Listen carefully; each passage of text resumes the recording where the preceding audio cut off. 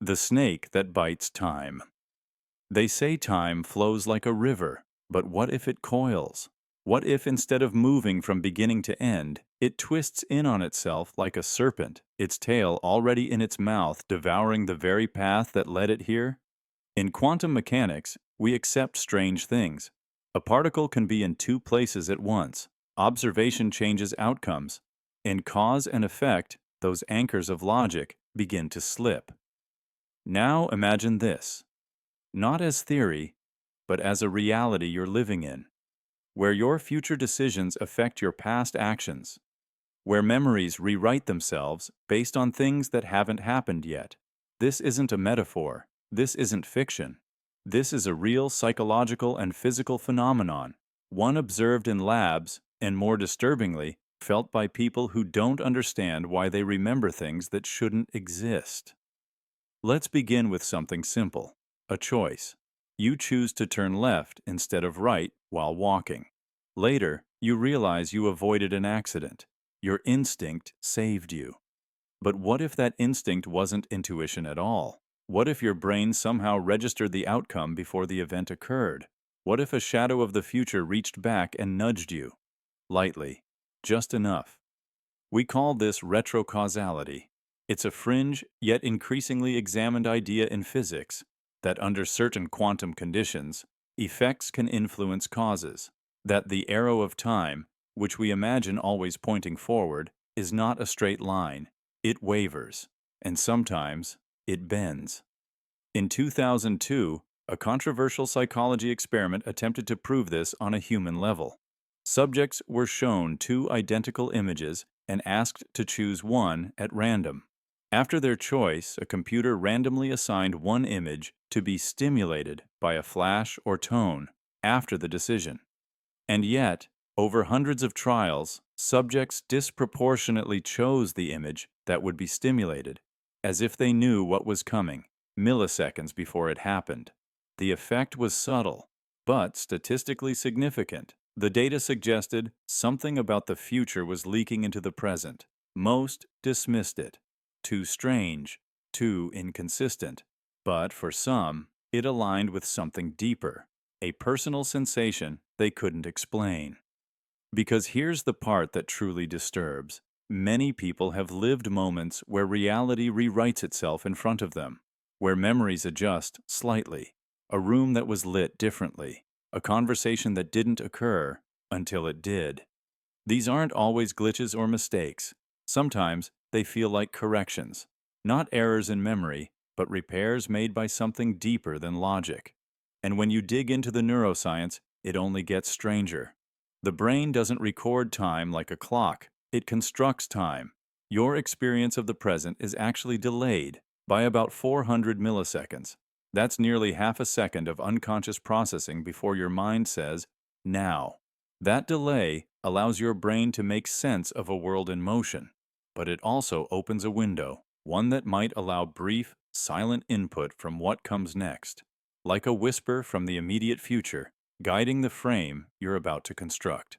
So what happens when the present creates the past? When you feel an emotion and only afterward find a reason to explain it? That's not uncommon. You feel anxious, then invent a cause. But what if the real cause hasn't happened yet? What if time isn't a line but a loop? The Ouroboros, the snake that bites its own tail, has existed in every ancient civilization. Egyptian tombs, Norse mythology, Vedic scriptures. Always the same symbol, time feeding on itself. Eternal return, infinite hunger. Modern science is finally catching up. There's a theoretical construct called the closed time-like curve, permitted under certain solutions in general relativity. In essence, it describes a path through space-time that loops back on itself. An event could be both the cause and the effect of itself, like a message from the future that inspires the very event that sends it. No paradox, just a self-contained circle. Sound impossible? It may already be happening in the quantum world. In a 2020 experiment, physicists created an artificial system in which particles interacted with earlier versions of themselves, not by literally going back in time, but by folding the interaction in such a way that the future state influenced the initial one. It worked. It was observable. Cause and effect danced until they were indistinguishable. Now, think of your life. Think of those moments when a decision felt preordained, or when a thought struck you, clean, sudden, without source. A new idea, a name, a fear. Maybe it wasn't born from memory. Maybe it came from what's ahead. What if the future is not waiting, but watching? There are real reports, documented and recorded, of people who avoided death by chance that feels too perfect. The 9/11 survivor who skipped work due to a random nosebleed. The man who changed flights last minute because he couldn't shake a bad dream. These are often dismissed as coincidence, but in enough numbers, coincidence begins to look like direction, like a serpent's whisper curling back down its spine. And if that's true, if we exist in a loop, then what is free will? Are we choosing? Or are we remembering decisions made in a future we haven't lived yet? Here's a thought. Maybe every choice you make leaves an echo behind. And maybe the echo travels in both directions, into memory and into fate.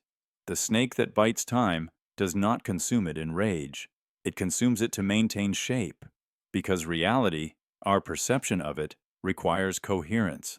And when we stray too far, when the path splits or collapses under paradox, the snake bites again. It seals the rupture. It rewrites the moment. Not to deceive, but to protect. Your past is a story the present tells, and the future decides which version survives. This is not fantasy. This is the hidden machinery of time, folded in quantum uncertainty, rippling in synaptic latency, buried under instinct and déjà vu. You are not moving through time like a passenger. You are being shaped by it, past, present, and future, all at once. And somewhere deep in that structure, curled like a heartbeat around your perception, is the snake, watching, waiting, and always, always biting. The loop that forgets itself. Imagine a machine built in absolute perfection, designed to complete a task, again and again, flawlessly. No gears slip, no wires fray. Every cycle loops seamlessly into the next. But there's a catch. Each time the process resets, it forgets that it ever ran before. No memory, no data carried forward. A perfect loop, without the awareness of repetition. Now ask yourself, is it still a loop? If it doesn't know it's looping, this isn't just a philosophical puzzle. It's a disturbing possibility buried in physics, biology, even consciousness. Patterns that repeat, but erase all trace of having done so. In computational theory, there's a model called a stateless automaton, a system that processes input and generates output without storing memory of past steps. It operates on an eternal now. From the outside, you can observe the repetition.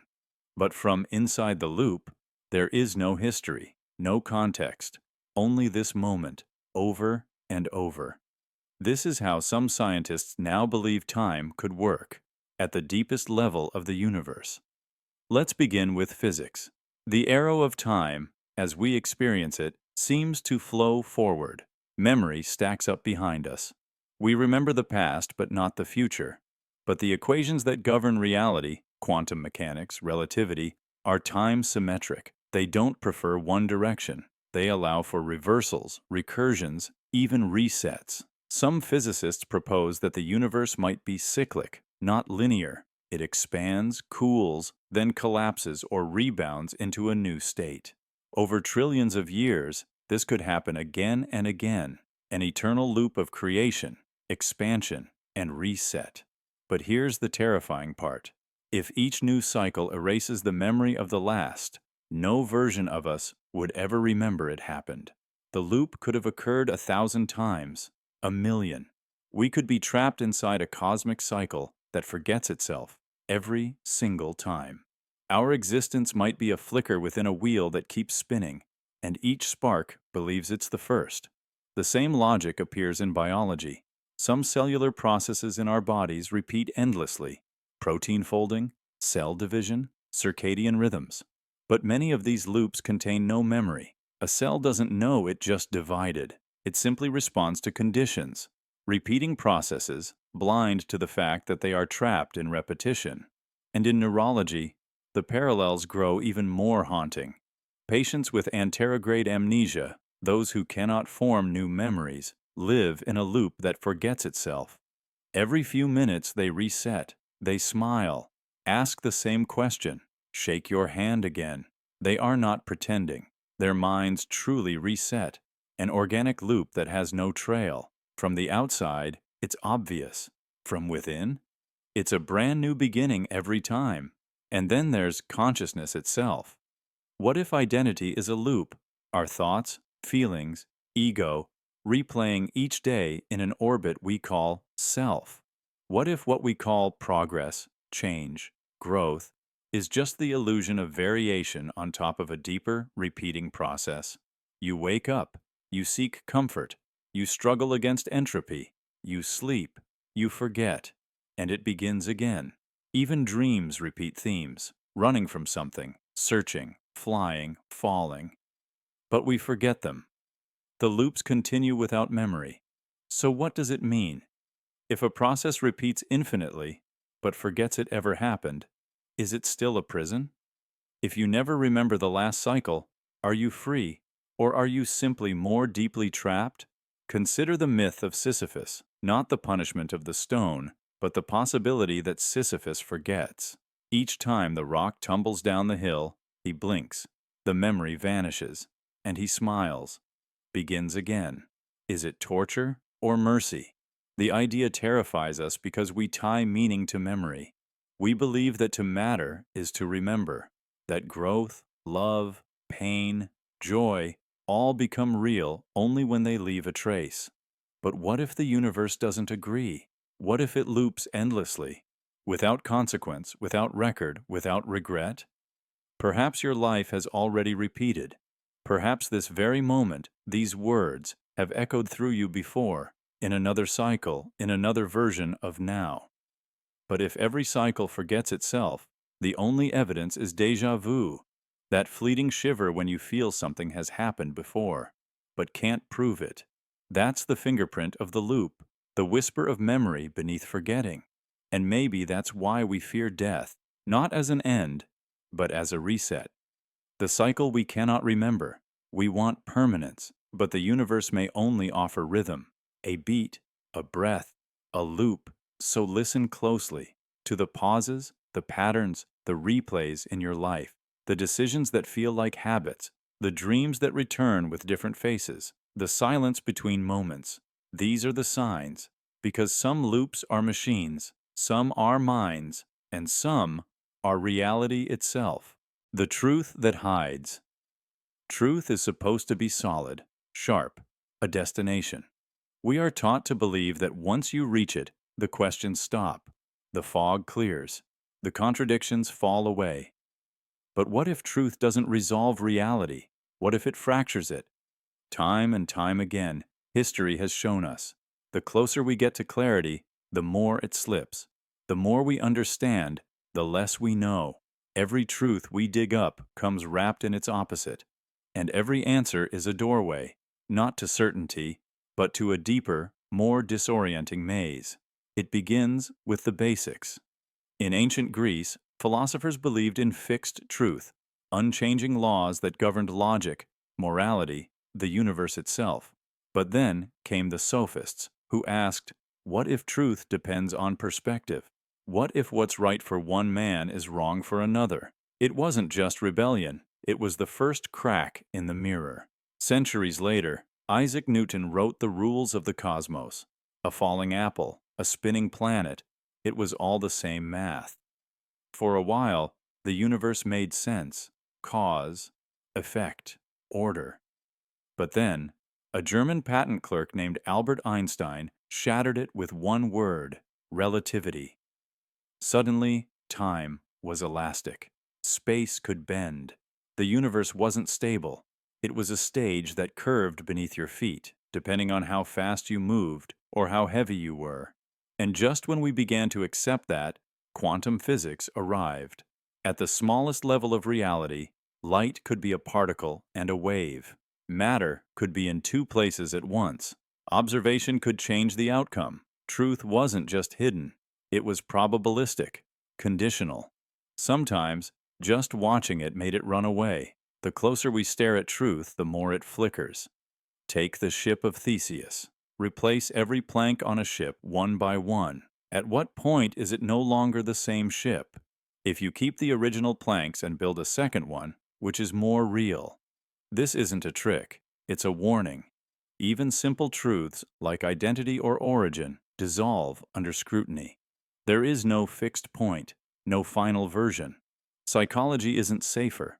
Memory, the very thing we trust to define ourselves, isn't a recording, it's a reconstruction. Every time you remember an event, you rewrite it slightly. So what's truer, the memory that felt right or the one that matches the facts? And if your mind can't even trust itself, what is truth? Socially, truth is shaped by language, but words change. Freedom, love, justice, they don't mean what they meant 100 years ago. They don't even mean the same thing to two people in the same room. So when we say truth, do we mean description, or consensus, or experience? The paradox deepens. Every discovery, scientific, spiritual, philosophical, creates a contradiction. We discover that antibiotics save lives and also breed resistant superbugs. We create the internet to spread knowledge and also drown in misinformation. We fight for liberty and end up surveilled in the name of safety. Is this chaos, or is it the structure of truth itself? You see, truth doesn't hide because it's cruel. It hides because it's alive. It moves. It evolves with us. And the second you catch it, it changes its face. Not to punish you, but to remind you, truth is not a finish line. It's a horizon. This is why every major breakthrough in human thought ends with a warning. Socrates said, "I know that I know nothing." Gödel proved that no system can be complete and consistent. Heisenberg told us uncertainty is baked into the universe. Buddha said the world is illusion. Even Christ spoke in parables, not clear commands, but riddles that only those with ears to hear could understand. Truth, when pursued to its edge, does not offer comfort. It dismantles the self. Because the hardest truth to accept is this: you are not a truth seeker. You are a contradiction.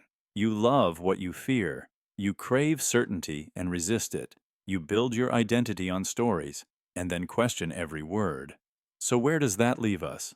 Not in despair, not in nihilism, but in something far stranger: humility. When truth splits, it's not because the universe is broken. It's because we are finally seeing its full shape. The flat answers were illusions. The real world, this one, layered, shifting, contradictory, is far more alive, far more terrifying, and far more beautiful.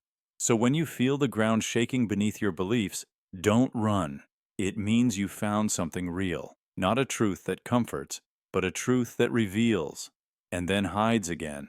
Because some truths are not there to be held. They are there to open you. The Lawless Rule. In the shadowed corners of political history, philosophy, and revolution, there exists a paradox so subtle, so psychologically twisted, that most people follow it without realizing. It has existed in failed states, experimental communes, art movements, cults, and anarchist rebellions. A rule that disguises itself as freedom, a command that sounds like liberation. It's known among scholars as the Lawless Rule, a decree that says, explicitly or implicitly, follow no rules. At first glance, it sounds like the ultimate cry of freedom. Do what you want. Break the system. Follow no master. Tear down the hierarchy. But buried beneath that rallying call is something deeply contradictory. If you follow the rule to follow no rules, you are still following a rule, and suddenly, freedom becomes another form of obedience. One of the earliest documented cases of this paradox emerged during the brief and chaotic lifespan of the Free Territory of Ukraine in 1918, a stateless anarchist society born during the Russian Civil War, led by the revolutionary figure Nestor Makhno. The territory rejected all forms of imposed authority. No lords, no czars, no state police. The cry was simple: no rulers, no masters. And yet, when dissent arose within the anarchist ranks, those who questioned Makhno's authority or strategy were often labeled as enemies of the revolution. To question the rebellion was to betray it. So, what happened? In trying to follow the rule of no rules, a new orthodoxy formed, one that punished disobedience just like the systems it claimed to reject. Those who refused to refuse authority were deemed collaborators. In trying to destroy structure, a new structure, stealthier, more self-righteous, was born. That's the heart of the lawless rule. It appears again in the 1960s during the rise of the Situationist International in Paris, an anti-authoritarian, anti-capitalist group of artists and intellectuals. Their manifesto declared war on all forms of imposed order. They called for the destruction of the spectacle, the rejection of mainstream culture, and the embrace of spontaneous creation. But in practice, the group fractured constantly, purging members who didn't conform to their ideas of nonconformity. If you weren't rebellious in the correct way, you were out. Even rebellion, it turns out, can become dogmatic. This contradiction runs deeper than history. It is baked into the human mind. Psychologists have studied what happens when individuals are told, "You are free to do anything." The result isn't boundless creativity, it's paralysis, because the human brain evolved to navigate constraints. When every path is open, choice becomes meaningless. So ironically, to embrace total freedom, people often mimic each other, conforming to the behavior of other non-conformists, a kind of herd of rebels. You see this in modern digital culture. Think of the online forums, decentralized communities, or internet spaces that pride themselves on having no moderators, no censorship, no rules. At first, chaos reigns, but soon, certain voices dominate. Unspoken rules emerge: what you can joke about, what opinions are socially accepted. Those who question the culture are ridiculed or pushed out. An anti-rule culture becomes as strict, sometimes stricter, than any official code of conduct. Rebellion becomes its own religion. Its creed? We follow nothing. Its punishment: thinking for yourself in a way that doesn't align with the group. This isn't new. It's the same pattern that played out in ancient Greece with the Cynics, philosophers who rejected all social norms. They wore rags, lived in barrels, mocked the powerful. But they also mocked each other for not being pure enough. Diogenes, their most famous member, was known for shaming fellow cynics who didn't suffer in the correct way. Even among those who renounced all customs, there was a custom: to reject custom in a specific form. This is the trap. The lawless rule creates a strange kind of loop, one where freedom is conditional and independence is mandatory. It forces you to ask, is it really freedom if I'm being told how to be free? This idea has haunted revolutions. Look at the Khmer Rouge in Cambodia in the 1970s. Their radical vision of equality sought to eliminate class, wealth, religion, and tradition. In doing so, they banned schools, currency, and even family bonds. The ideology: pure freedom from old oppression. But the enforcement: brutal conformity, mass surveillance, and murder. In trying to destroy the old rules, they created the most horrific new rules imaginable. Revolution doesn't always lead to liberty. Sometimes it leads to the tyranny of purity. In philosophy, this contradiction is studied through something called performative contradiction. That's when the content of a statement undermines itself. Like saying, "I cannot speak a word of English," in English. Or saying, "There is no truth," as though it were a true statement. Follow no rules falls into the same trap. You are commanding someone not to follow commands. And the moment they listen, they've obeyed. Even in art, the lawless rule plays out. Artists who break all the rules, abstract, surreal, absurdist, still follow certain aesthetics. Even rebellion has a style, a form, a code. And the moment you break from that code, Critics will say you don't understand the genre. There's a terrifying insight here. Humans want structure. Even in chaos, we build scaffolding. Even when we try to be wild, we invent systems. So when someone says, there are no rules, watch closely. There usually are. They're just unspoken. And unspoken rules are harder to challenge because breaking them makes you feel like you are the crazy one. Modern companies, too, have embraced this paradox. Some startups advertise themselves as flat hierarchies with no bosses. Everyone's free to innovate, to lead, to choose their path. But speak to the employees, and you'll hear stories of pressure to conform to unspoken expectations, invisible leadership, and political games worse than any traditional company. The absence of formal rules creates a power vacuum, one that's quickly filled by those who understand how to manipulate ambiguity. The lawless rule creates shadows, shadows that hide real authority behind the illusion of none. So what do we do with this knowledge? We recognize that every system, especially the ones that claim to have no rules, still governs behavior. We become vigilant about who benefits from the illusion of freedom. We question not just laws, but anti-laws, not just commands, but counter-commands. We ask, who wrote the rule that says, follow none? Because if someone did write it, you're already obeying them. In the end, true freedom isn't found in rejecting all rules. It's found in choosing which rules you follow and why. It's found in awareness, not blindness. In honesty, not posturing. The lawless rule isn't a pathway to liberation, it's a test of whether you can see the invisible cage, even when it looks like an open field. The oracle's second guess. In the dusty heart of an ancient city, its name lost to erosion, its stones swallowed by desert winds, there stood a shrine with no god, only a question. It was said that if you entered alone and in silence, the oracle within would whisper your next decision before you had made it. Not what you might do, not a suggestion, but exactly what you would do, every time, without fail. The shrine became known as the house of the oracle's second guess. What made it terrifying wasn't that it was wrong, it was that it was always right, until it wasn't. The moment a pilgrim heard their prophecy, they would change course just to prove they still could. And yet, even in defiance, the oracle was not surprised, because it had already predicted that too. Imagine standing there, dust in your mouth, heart pounding, as a voice not your own, but spoken from your own throat says, "You will return home tonight and abandon your journey." But something in you resists. No, you think. I've come too far. I won't. And so you press on. But then your horse breaks a leg. Your guide falls ill. A storm tears down the path ahead.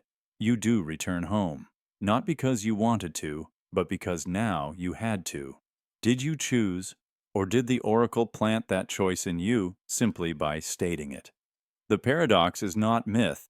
It is one of the most enduring thought experiments in philosophy and decision theory. Its modern name, Newcomb's paradox, a scenario that reaches deep into free will, causality, and prediction.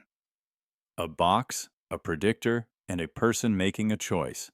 But strip away the modern veneer, and the core remains the same.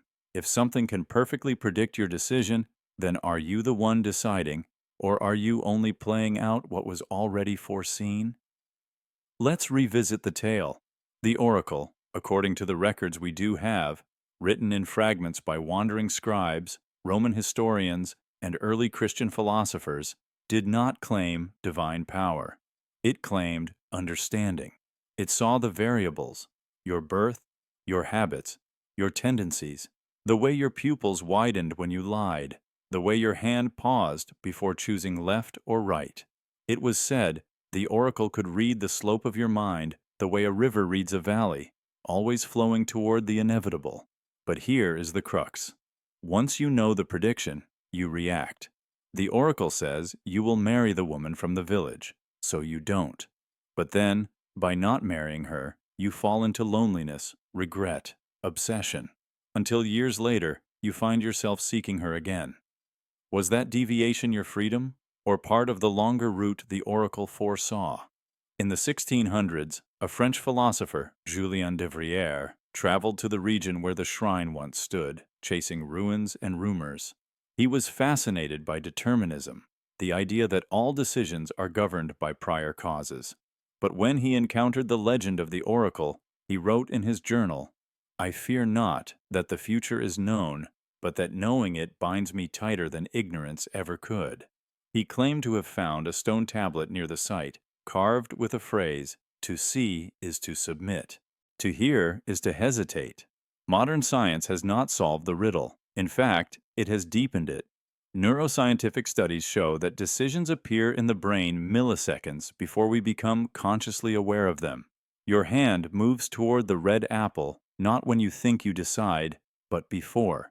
Machines scanning brain activity can sometimes predict what you'll choose several seconds in advance. Are we just watching ourselves perform a play we didn't write? But here's where it gets darker. In 1972, a philosopher named Robert Nozick formalized a version of the oracle's riddle in what's now called Newcomb's problem. The scenario goes like this. You are presented with two boxes, one transparent, one opaque. The transparent one contains $1,000. The opaque one may contain 1 million or nothing. You are told a superintelligent being has already predicted whether you will take both boxes or just the opaque one. If it predicted you'll take both, it left the opaque one empty. If it predicted you'll take only the opaque one, it filled it with $1 million. So, what do you do? Most people, driven by logic, take both. After all, 1,000 is guaranteed. But those who take only the opaque box, if the oracle is truly perfect, walk away richer. The predictor has already acted. You're just playing out the tape. The debate rages in ethics, economics, and artificial intelligence. If prediction can shape action, then is prediction just another form of control? If knowing your fate causes you to act differently, then who truly made the decision? In game theory, this loops into a devastating implication: self-reference. The moment your choice is predicted, and you know it's predicted, the system bends. The oracle's second guess isn't a correction. It's the truth, plus your reaction to hearing it. And that reaction is part of the prediction. In our own time, algorithms attempt to replicate oracles, predict what we'll buy, who we'll date, when we'll stop scrolling. But the ancient oracle knew something our data-hungry systems don't. That prediction is a mirror. The more clearly you see yourself, the more likely you are to become what you see, or rebel against it until you circle back to the same choice, because even rebellion is a pattern. There is no escape from the second guess. In the end, the shrine was buried, not by war, not by time, but by command. A regional king, furious after a nobleman changed his military decision based on a visit to the oracle, ordered it sealed. The oracle had said, "You will betray your king before the third moon." The nobleman, terrified, left the army. The war was lost, and the king, believing the prophecy caused the treason, sent men to entomb the shrine in stone. As they finished, the last priest of the oracle is said to have whispered, "It always knew you would." Today, the story survives not as a myth, but as a mirror. You, listening now, may think, if I had heard the prediction, I would have done the opposite, just to prove I could. But in doing so, you've played your part. You were seen, you were calculated, and the oracle, the true oracle, never needed to speak. It only needed you to think you were still free. The puzzle without corners. Imagine a puzzle laid before you. The pieces are all there, scattered in a quiet heap of patterns, colors, symbols. You begin with what feels familiar. You search for the corners first. That's what we're taught. Corners give shape. Edges give boundaries. They tell us where the world ends and where we begin.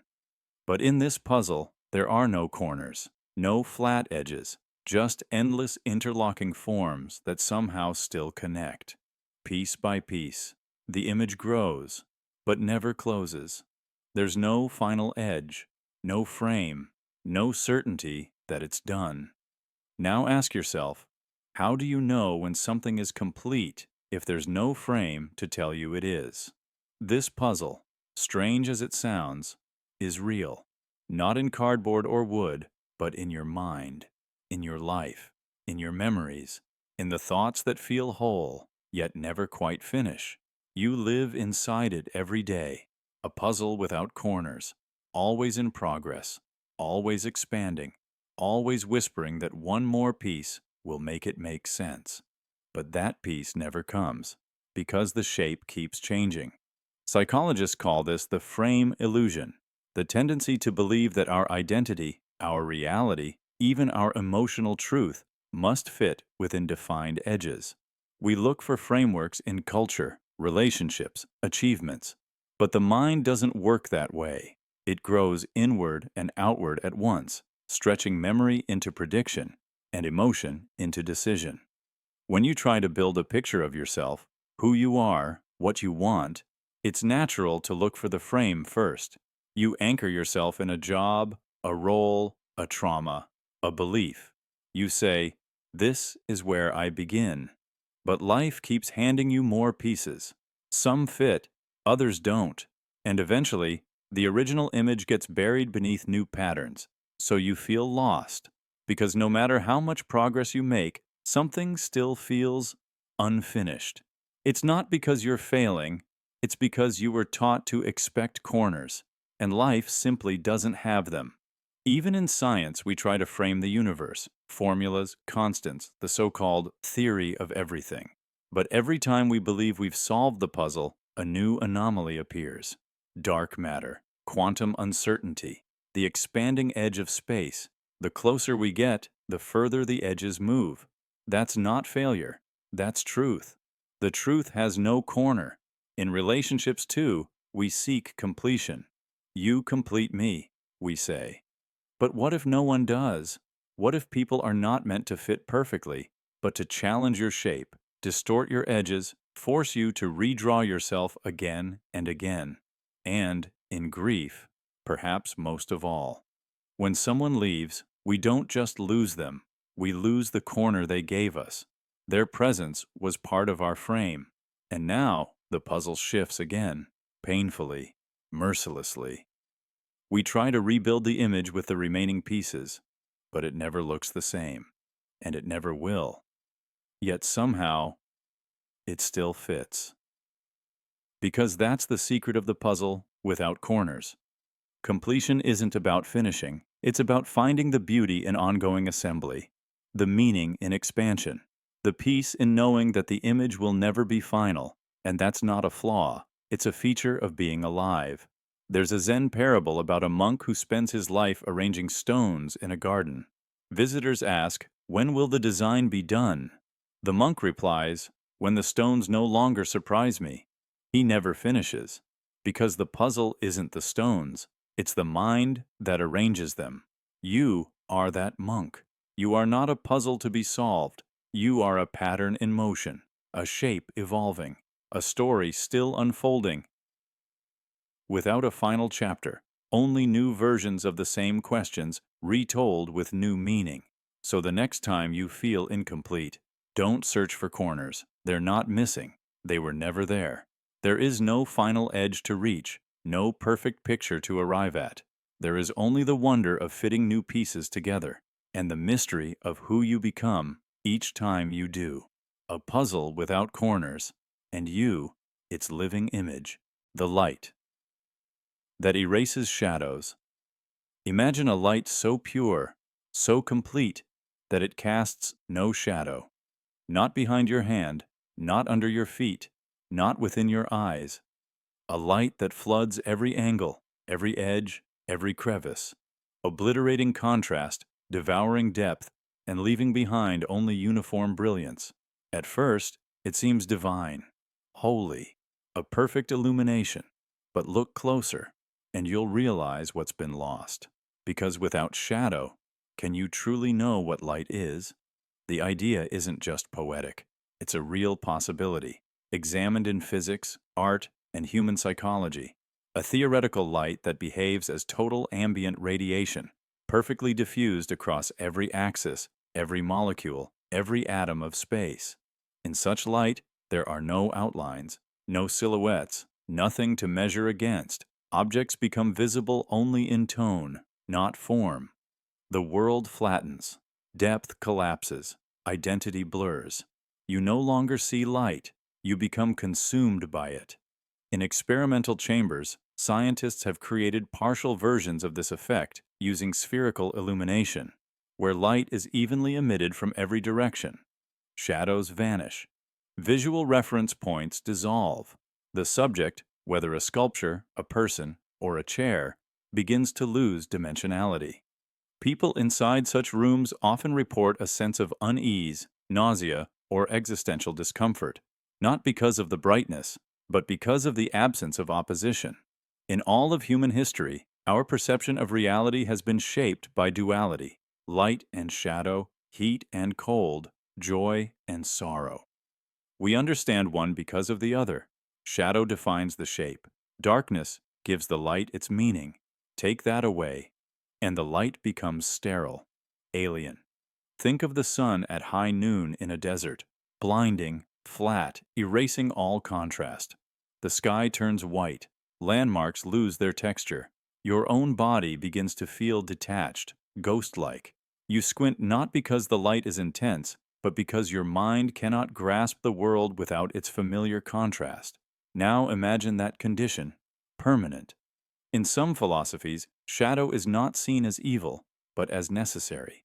In Jungian psychology, the shadow self represents the unconscious, the repressed, the denied, the dark corners of the soul. To become whole, Jung argued, one must integrate the shadow, not banish it. Because without your shadow, you are not enlightened. You are blind. This is where the metaphor becomes dangerous. In seeking perfection, in pursuing light, humanity often believes it must eliminate the dark, the ugly, the painful.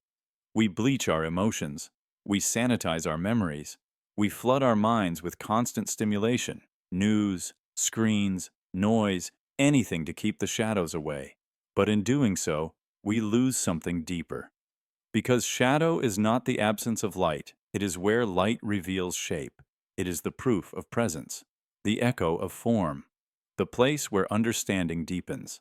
A person without shadow is not pure. They are invisible. In literature, light without shadow is often a warning.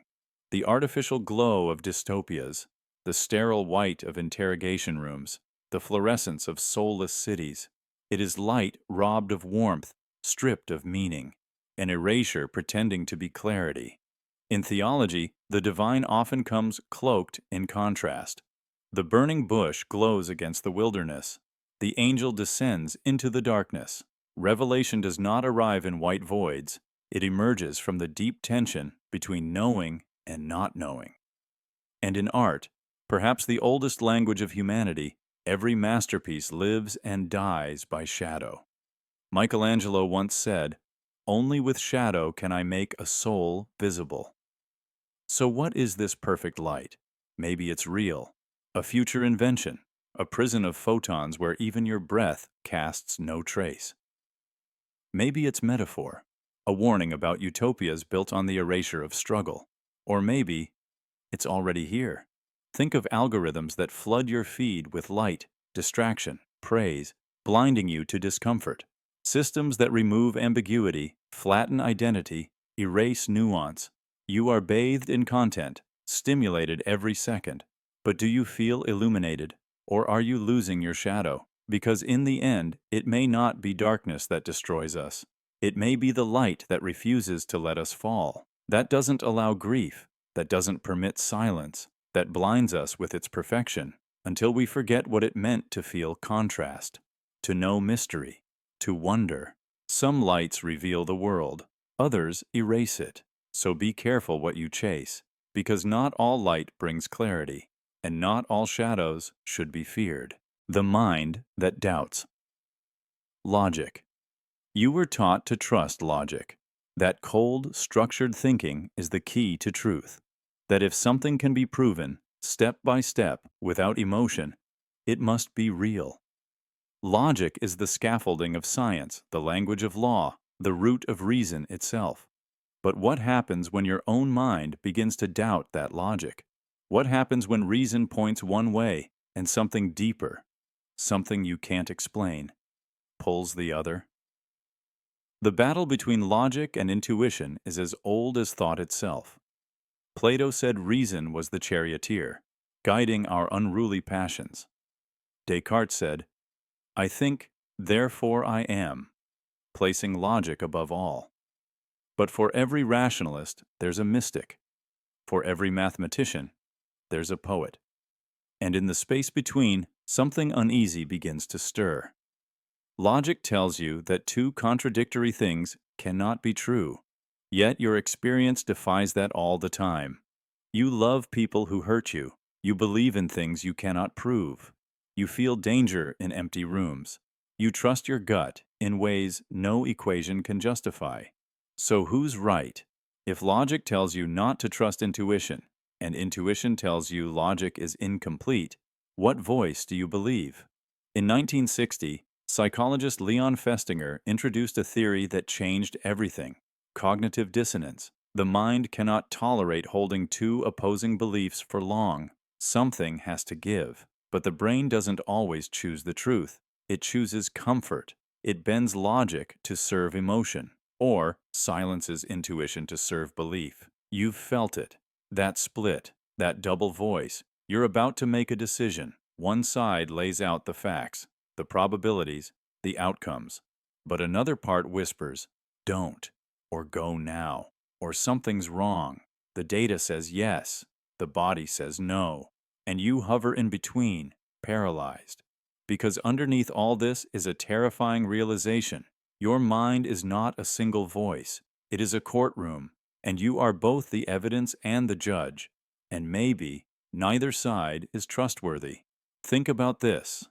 Logic itself comes from the brain. But the brain was not designed for truth. It was designed for survival. That means every structure in your mind, your ability to reason, calculate, analyze, evolved under pressure. Pressure to eat, to mate, to stay alive. Logic didn't evolve to help you solve the mysteries of the universe. It evolved to keep you from being eaten. And intuition? It's even older. It's the primal radar that twitches before the mind knows why. It pulls from experience, memory, even things you didn't consciously notice. Sometimes it's wrong, but sometimes it sees what logic cannot. Consider this. A computer can beat a human in chess, but not in love, not in fear, not in knowing when a friend is lying.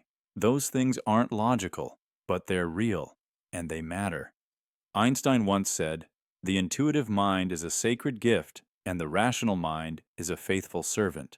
But we have created a society, he warned, that honors the servant and forgets the gift. You see, logic and intuition were never meant to be enemies. They are mirrors. Each tests the other. Logic demands evidence. Intuition demands meaning. And the deeper you dive into either, the more fragile the other appears. Quantum physics proved this with brutal clarity. Logic demanded the universe follow rules. But at the subatomic level, particles defy causality. Observation changes outcomes. Reality flickers between possibility and paradox. And the most accurate models aren't logical. They are probabilistic, statistical, intuitive. And here is the deepest cut of all. The very logic you use to question intuition is built on axioms you never proved. The rules of deduction, the laws of identity. You assumed them, believed them, trusted them, not because they are absolutely true, but because they worked, just like your intuition. So what's left?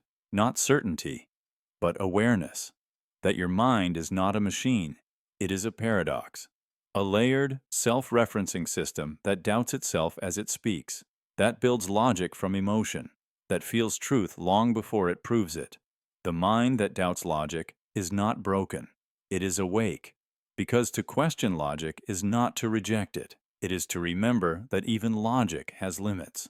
And in the silence where logic and intuition both whisper, that's where you find something deeper. not an answer, but a choice.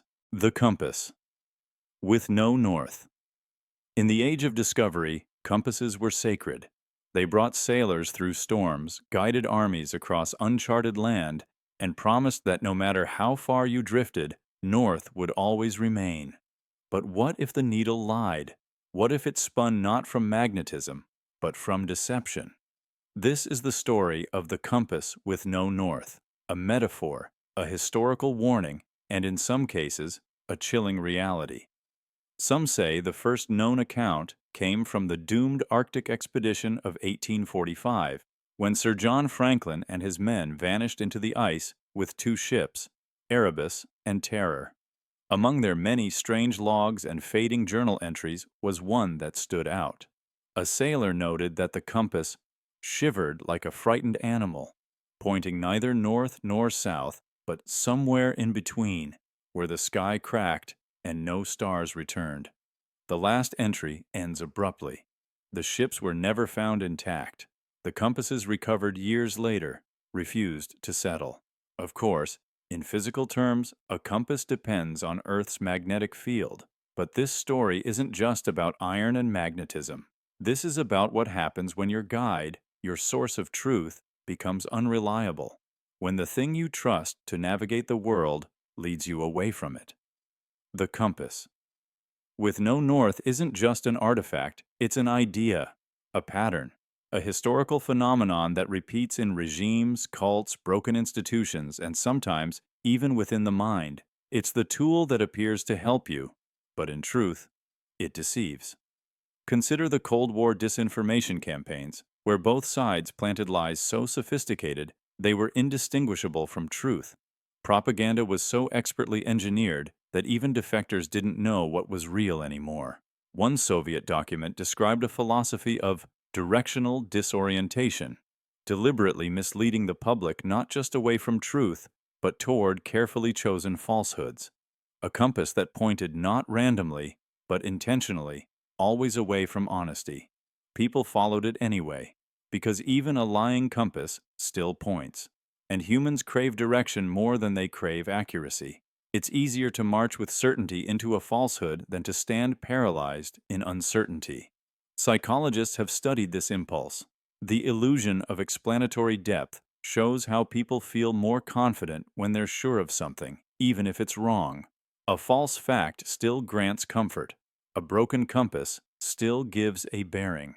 This is how cults survive, how conspiracies grow, how institutions collapse from within. One of the darkest examples came from Jonestown in 1978, where Jim Jones led over 900 people to their deaths. He built a moral compass that pointed nowhere near truth, but it pointed.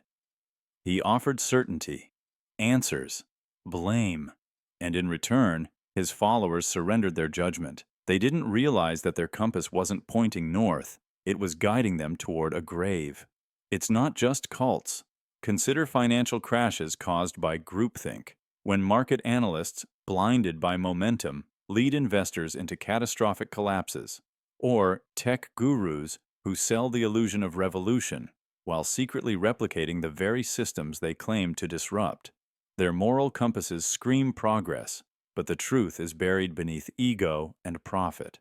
And then there's the compass inside your mind.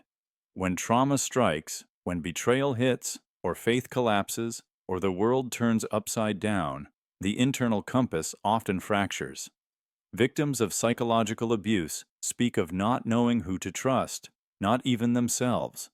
Gaslighting turns the mind's own needle in circles. Eventually, some stop trying to find truth at all. They follow whatever direction offers relief, even if it's a lie. But what makes the compass with no north so dangerous is not its deception. It's the illusion of purpose, the comfort of motion. As long as you're moving, you feel like you're getting somewhere, and so people run. In politics, in relationships, in belief systems, in identity. They follow paths laid out by others because they fear standing still more than being misled. And here's the paradox. Sometimes, following the false compass does lead you closer to truth. By discovering what isn't real, you sharpen your sense of what is. Philosophers like Soren Kierkegaard and Friedrich Nietzsche argued that only through personal crisis, through walking the wrong path and facing despair, can a person find authentic truth. You get lost to be found. But not everyone returns. Some remain trapped in the distortion forever, mistaking movement for meaning, devotion for direction. The compass becomes an idol, and the more they rely on it, the less they question it. So what do you do when your compass has no north? Do you break it?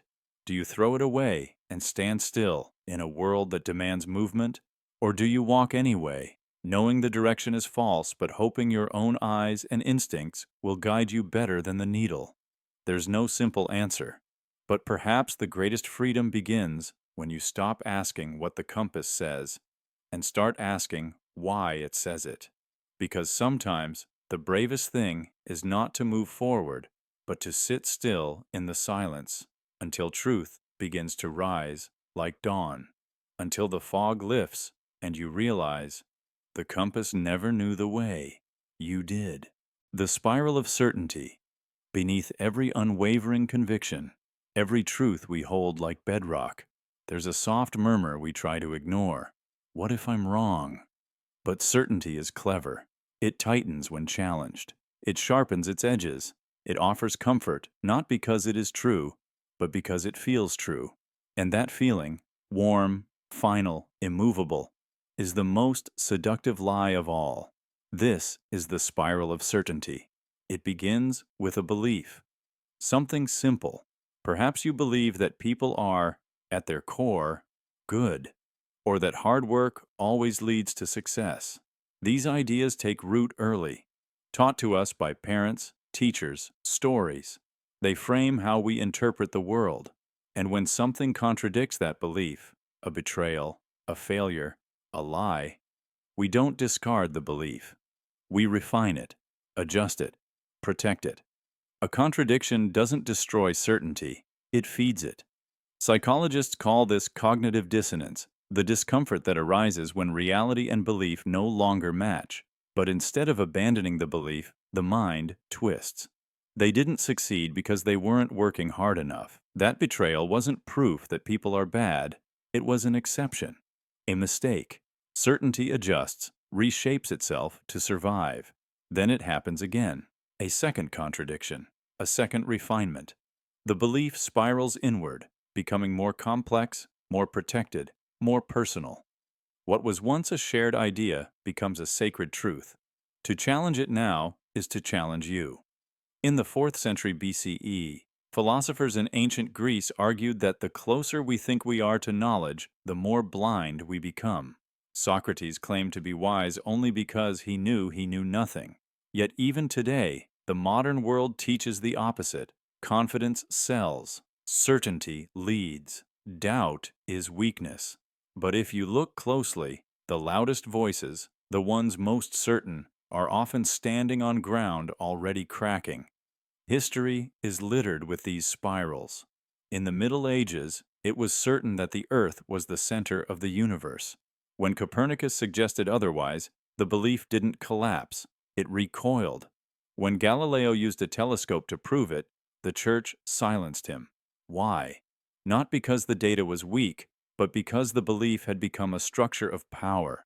And when beliefs become architecture, contradiction is seen as attack. Centuries later, the same pattern emerged in science, in politics, in religion. A belief forms. Evidence contradicts it.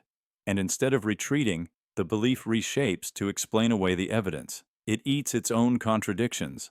Certainty doesn't die, it evolves. But there's a price. Every time a belief is challenged and reabsorbed, it becomes narrower. It starts excluding more. People, facts, voices. What once was flexible truth becomes dogma. And when a belief reaches the center of the spiral, when it can no longer accept contradiction at all, it becomes brittle and dangerous. In the 20th century, political regimes built entire realities on unbreakable certainties. Who was pure? Who was right? Who was the enemy? The more evidence to the contrary appeared, the more aggressively those regimes defended their truths. Dissenters weren't just wrong, they were threats to order. The spiral of certainty had reached its final loop, violence in defense of belief. But the spiral isn't just global, it lives in us. Think about your most cherished convictions, the ones you never question. When were they formed? Who gave them to you? What contradictions have they swallowed to stay alive? And what would it take to unwind them? In 1976, psychologist Leon Festinger described a case study of a doomsday cult. They believed the world would end on a specific date. When the day came and passed, they didn't abandon the belief.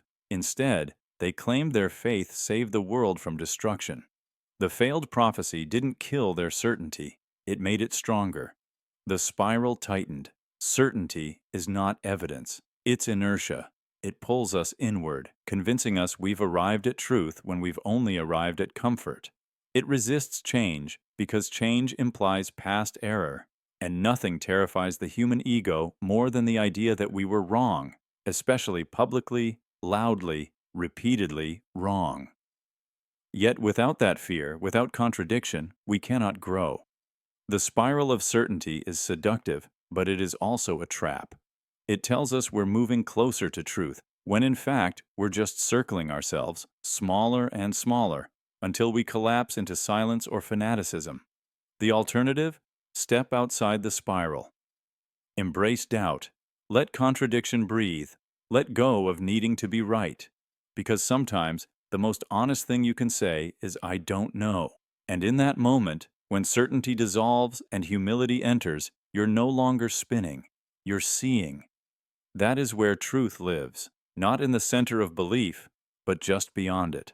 The ice that burns. Some truths are too cold to hold. Not because they're lifeless, but because they freeze everything you thought you knew. At first, they numb you. Then, slowly, they begin to burn. The more you try to understand them, the more they unravel the foundation you're standing on. This is not confusion. This is clarity so cold, it scorches. This is the ice that burns. You've felt it before. That moment when a truth you've avoided finally pierces through. Clean, sharp, undeniable. It doesn't comfort. It doesn't explain. It only destroys illusion. You think you're ready for it. But once it hits, it does what all dangerous truths do. It changes everything that came before. There's a strange phenomenon in physics called the Leidenfrost effect. When something extremely cold touches a surface much hotter than itself, it doesn't immediately freeze it. It skitters, hovers, dances, resisting contact. It behaves not as we expect, but as something alive, something too strange to settle. That's what this truth feels like. It never lands neatly. It flickers at the edges of your thoughts until one day it explodes inward. Here's the paradox. You chase certainty to feel safe. You gather logic, facts, structure to build warmth. But the deeper you go, the colder it gets. The core of reason is not comfort. It is silence. And that silence, when you finally reach it, burns. Try this. Picture infinity. Your mind rebels. You can say the word, imagine the symbol, draw the line, but you cannot hold it. Not really. The moment you think you have it, it slips. That's the ice. Now realize this. Your life, your choices, your beliefs, all exist inside that same impossible space. Cause and effect, linear time, they're simplifications, tools. But reality doesn't play by those rules. It's deeper, stranger, more recursive than reason can contain. And yet, the more you understand that, the more it sets your mind ablaze. You were told understanding brings peace, but real understanding often brings collapse. The realization that you are not the center, that meaning might not be universal, that consciousness could be a side effect of entropy. These are not warm thoughts. They are the cold blades of awareness, and when you let them in, they burn through every lie you've leaned on. And still, you chase them. Because something in you wants the burn. Some part of you is tired of comfort, tired of padded answers, tired of pretending that contradictions can't coexist. You are not looking for truth that soothes. You are looking for truth that scorches falsehood from the inside out. That's the fire inside the ice.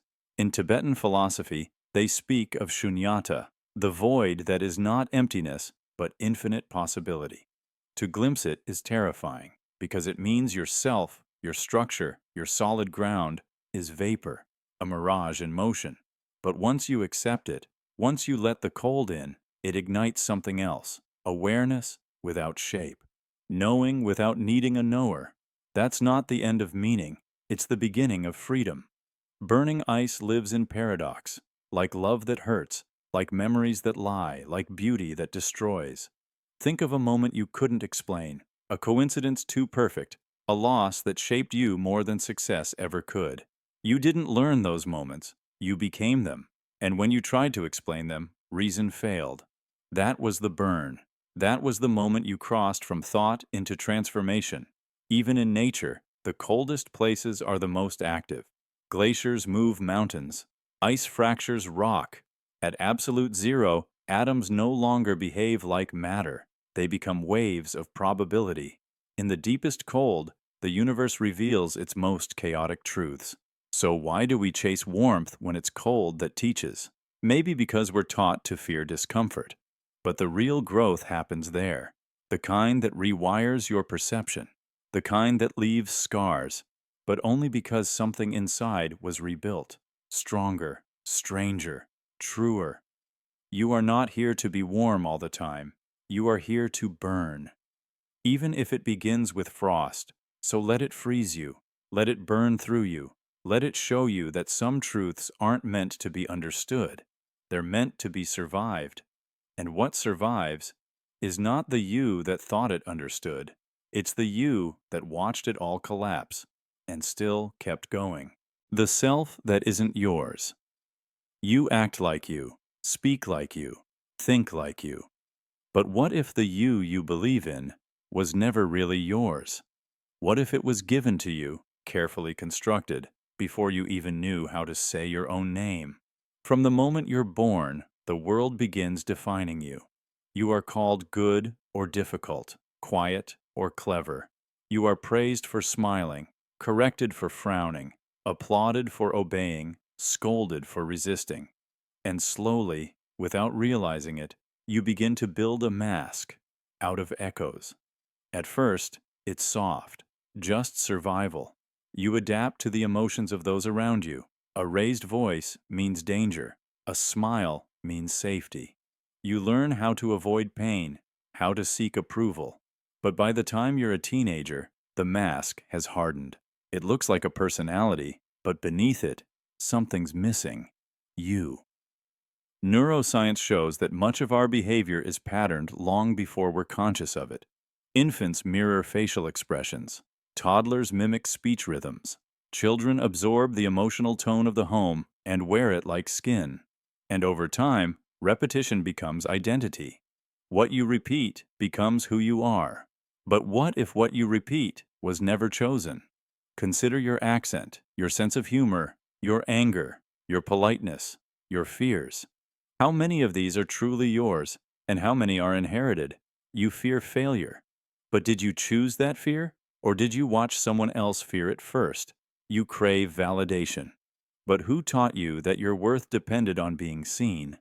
You chase success. But whose voice is behind the definition of what success is? We carry the ghosts of everyone we've ever met, a patchwork of impressions, reactions, survival techniques. We are not blank slates. We are soft clay, molded by every hand that touches us. But here's the cruel twist. Society rewards the mask. It loves the self that fits the mold. The version of you that's predictable, stable, easy to explain. Be yourself, they say, so long as that self makes sense to them. So what happens when the mask no longer fits? When you wake up one day and your own voice sounds foreign, when you look in the mirror and realize you've become a performance, you dress like they taught you, you speak the way they expect, you think the way they programmed, and the worst part is, no one forced you. You accepted the script because it kept you safe, because it got you love, because it was easier than asking the terrifying question, Who am I when no one is watching? In therapy, they call it the false self, a psychological construct we build to meet external expectations, but it isn't sustainable. Over time, it fractures, it burns out, it forgets how to feel. The real self, the original self, is quieter. It doesn't shout, it waits, it watches. It's the part of you that flinches at compliments that feel untrue, that stares at the ceiling at 3 a.m., wondering why you feel hollow after a room full of laughter. It's the part of you that aches when you succeed at something that never felt like your dream. Some people live their entire lives without ever meeting that version of themselves, because to do so would mean unraveling everything. You'd have to confront the reality that your choices weren't entirely yours, that your goals were inherited, that your values were absorbed, that your identity, this thing you've spent decades building, might be someone else's reflection. But there is freedom on the other side of that fear. Freedom not to be fixed, not to be understood, not to be perfect, but to be real, to peel back the layers, to listen for the voice that never needed to be loud, to discover that maybe, just maybe, who you really are has been buried under years of applause and anxiety. And when you meet that self, not the polished one, not the one they named, but the raw, uncertain, breathing truth, you will feel something strange, a kind of sadness, a kind of joy, a homecoming, and maybe for the first time, you'll speak with your own voice, and it will be quiet, and it will be enough. The locked open door. It stands there, open, quiet, unobstructed, a doorway with no lock, no guard, no visible barrier. And yet, you do not walk through it. Why? This is not a riddle, it's a mirror. Because somewhere in your life, there is a door just like this one, a job you could have taken, a conversation you could have started, a place you could have gone, a truth you could have faced. And though nothing is physically stopping you, you stay on this side. Frozen. This is the paradox of the locked open door, a threshold that invites you yet feels impossible to cross. And the lock? It's not made of steel, it's made of you. Psychologists call it learned helplessness, the phenomenon where a person once powerless begins to assume they always will be, even after the threat is gone. Like the dog in Seligman's experiment, shocked behind a barrier.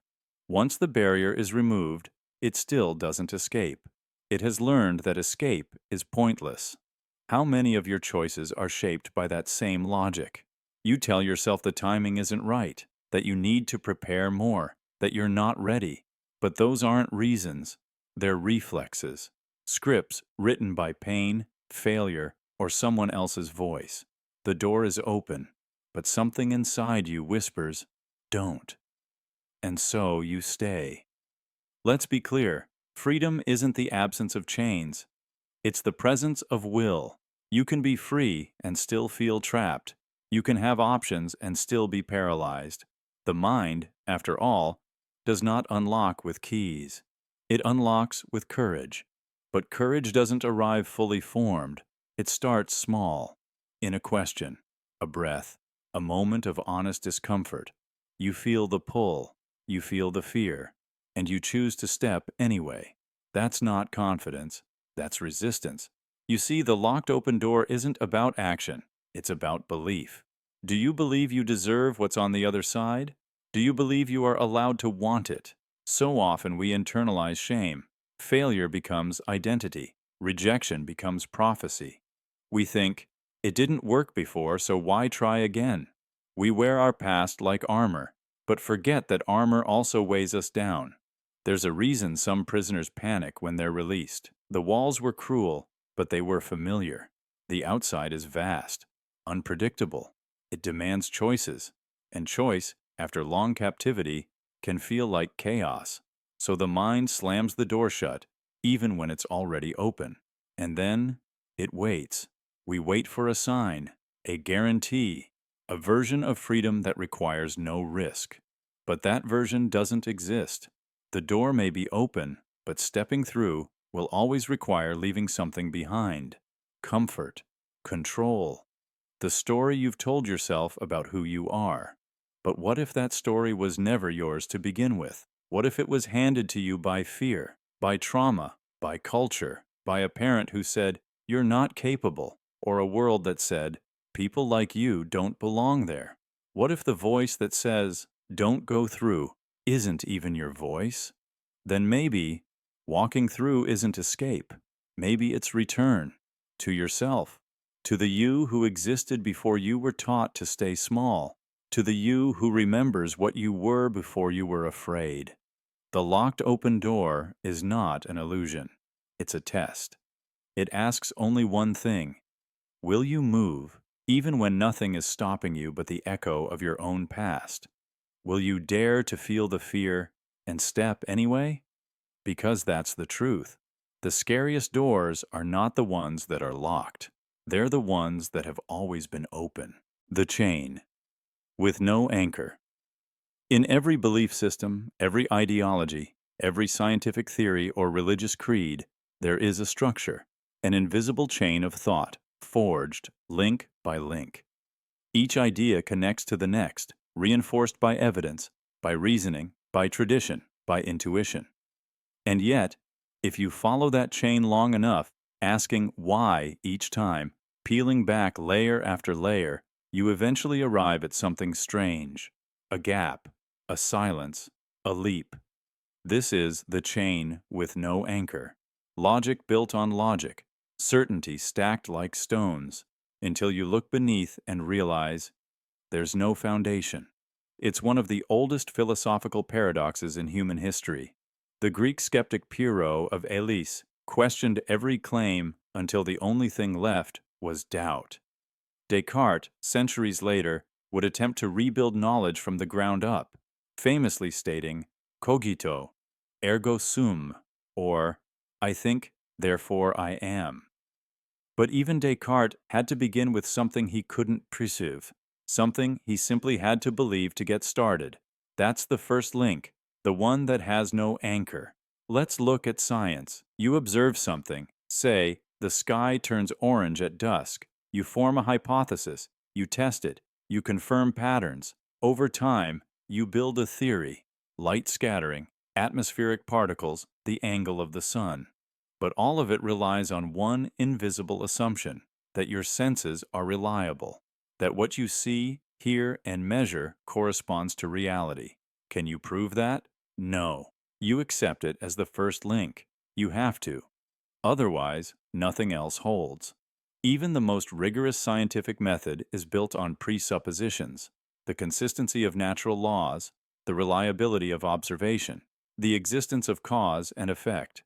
None of these are provable in a final sense. They are assumed, inherited, believed, and so the chain, for all its strength, hangs from nothing. Religion, too, follows this path. A doctrine tells you how to live. A sacred text explains the universe. A ritual connects you to the divine. But what is the first link? The source. A god, a prophet, a revelation. Something taken on faith. The structure might be logical, even beautiful, but its anchor is invisible. Even logic itself can't escape. Mathematicians faced this in the 20th century. Bertrand Russell tried to ground all of mathematics in logic alone. But then came Kurt Gödel, who shattered that dream. His incompleteness theorems proved that any system complex enough to describe arithmetic would contain truths that could not be proven within the system. In other words, any logical chain strong enough to matter would include links that could never be verified from inside. So, what does this mean for you? It means that every time you say, "I know this," you're speaking not from certainty, but from construction, from layers of logic built on something you had to accept at the beginning, something you might not even be aware of. Take your identity. You believe things about yourself, your past, your values, your potential. Those beliefs come from memory, culture, family, language. But dig deeper. Where did those come from? And how do you know they're true?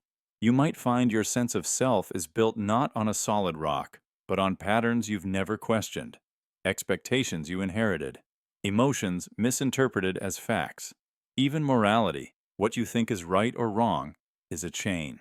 One action leads to another. I must be honest because honesty builds trust. Trust builds society. Society sustains life. But why should life be sustained? Why is life valuable? The chain starts to fray. Eventually, you reach a point where the only answer is, because I feel it is.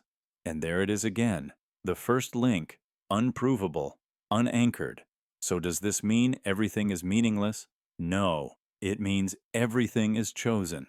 You choose your anchor, and from that anchor, you forge the chain. Some choose tradition, some choose reason, some choose intuition, love, suffering, memory, or even beauty. The danger lies not in the choosing, but in forgetting that you did. That's when dogma begins. When someone mistakes their first link for absolute truth and demands others accept it too. That's when thought becomes rigid, when systems become unchallengeable, when questions are met not with answers, but with punishment. History is full of examples. Entire civilizations built on chains that couldn't bear the weight of time. Institutions collapsing when the beliefs beneath them cracked. Leaders rising on platforms of unexamined assumptions.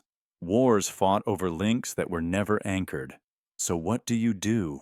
You remember that behind every system is a choice, that every chain is suspended from something you can't fully prove, but can still own. You ask, again and again, what is my first link made of? And am I willing to admit it might not be iron, but hope, or pain, or love? Because only when you know what your anchor is made of, can you decide whether to hold on or let go. The chain doesn't make you right, it makes you human. And in a world full of dangling certainties, that might be the most honest place to start. The thread that unravels meaning. It starts small. A question, a contradiction, a loose thread on the edge of a perfect tapestry. You've believed something for as long as you can remember. Maybe it's about who you are, what love is, what life means. You didn't question it. Why would you? The pattern made sense. The colors matched. Everyone else seemed to agree the tapestry was beautiful, even sacred. But then, one day, your finger catches on something, a single thread, tiny, barely visible, and you pull, and something shifts.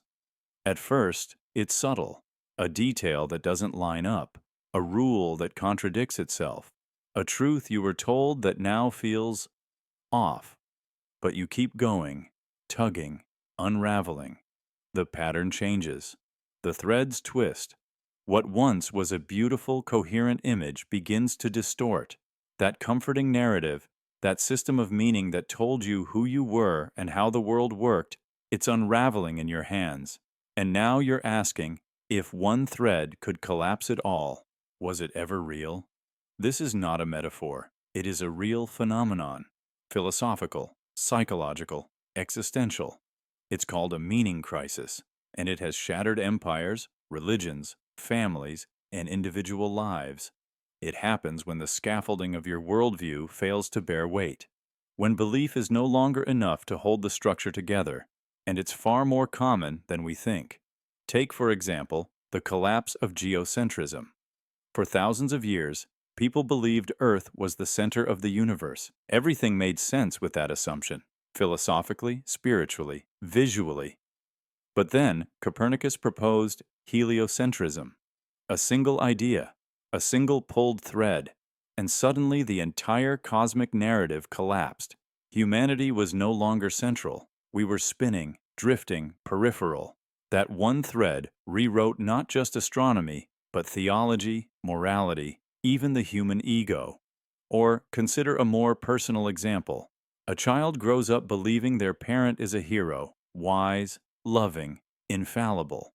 That belief becomes a central thread in the tapestry of self. But then they witness cruelty, or indifference, or deception, and the thread is pulled. Doubt enters. If their parent was wrong, then maybe their upbringing was flawed. And if their upbringing was flawed, then maybe they are flawed. Who then are they? Pull one thread. Everything shifts. In psychology, this collapse is studied through the lens of cognitive schema. the mental structures that organize our understanding of the world. When those structures are challenged, we enter schema disruption. The result? Anxiety, identity confusion, even existential dread. Yet here's the paradox. We think of meaning as solid, durable, something built brick by brick. But real meaning, deep, unquestionable meaning, rarely comes from reason. It comes from emotion, repetition, ritual, inherited narrative. And when something so fragile is mistaken for unshakable truth, it doesn't take much to destroy it. Pulling the thread doesn't just collapse meaning, it reveals that the system may have always been more fragile than it appeared. Philosopher Ludwig Wittgenstein once said, "Whereof one cannot speak, thereof one must be silent." But in truth, humans rarely stay silent. We speak, we explain, we justify. We build systems of thought so intricate they can hardly be questioned without unraveling. Religions, philosophies, nations, relationships, even the idea of the self. But they all hinge on assumptions, threads we refuse to pull because we're afraid of what we'll find at the other end. And yet, some people choose to pull. Mystics, scientists, artists, survivors. They stare down the unraveling. They walk through the collapse. And what's on the other side? Not always clarity, not always comfort, but something real. There's an ancient concept in Zen Buddhism called kensho, a sudden insight, often triggered by a collapse of understanding. The student sees the illusion, the narrative, the false stability, and lets go, not into chaos, but into awareness. They don't try to reweave the old tapestry. They accept the threads for what they are, temporary, shifting, beautiful in their impermanence. So what do you do when your thread is pulled? When meaning collapses? When the truths you were taught crumble under scrutiny? You mourn, you panic, you search. But eventually, you learn to weave again, differently. Not from certainty, but from experience. Not with iron rules, but with questions. You accept that meaning may not be permanent, but that doesn't make it worthless. In fact, it makes it more precious. Because now, every thread you weave is chosen. Every story you believe is yours. And if it unravels again, so be it. Because maybe the only stable meaning is learning how to let go. The moment that won't begin. You tell yourself you're waiting.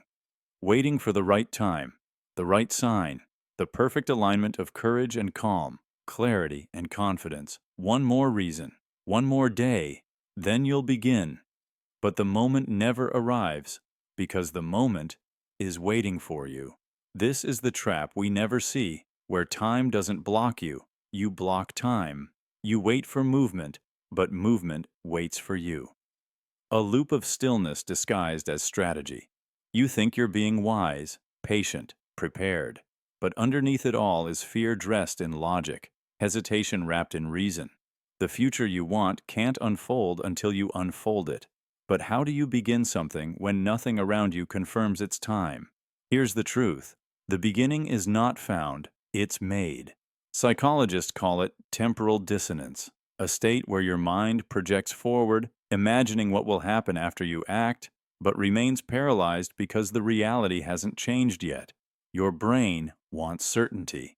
But certainty doesn't live at the start. It comes after the fall, after the risk, after the first word is spoken into silence. It's like standing at the edge of a frozen lake, waiting for the ice to crack before you step. But the ice will never crack until you step. This isn't laziness, it's deeper, it's existential. You fear the beginning because beginnings make you real. They strip away potential and turn it into proof. As long as you haven't started, the story is still perfect, still safe, still untarnished by failure or judgment or effort that falls short. But the cost of that safety is everything you'll never become. In quantum physics, there's a principle called the observer effect. Nothing settles into a single state until it's watched. Time behaves the same way. It drifts. It loops. It remains potential until you act. Until you make the first move and force the world to respond. Until then, the moment won't begin. Think about all the things you've told yourself you'll do. The call you'll make, the truth you'll speak, the project you'll start, the person you'll become. How long have you been rehearsing those moments in your head? Months? Years? But here's the hardest part.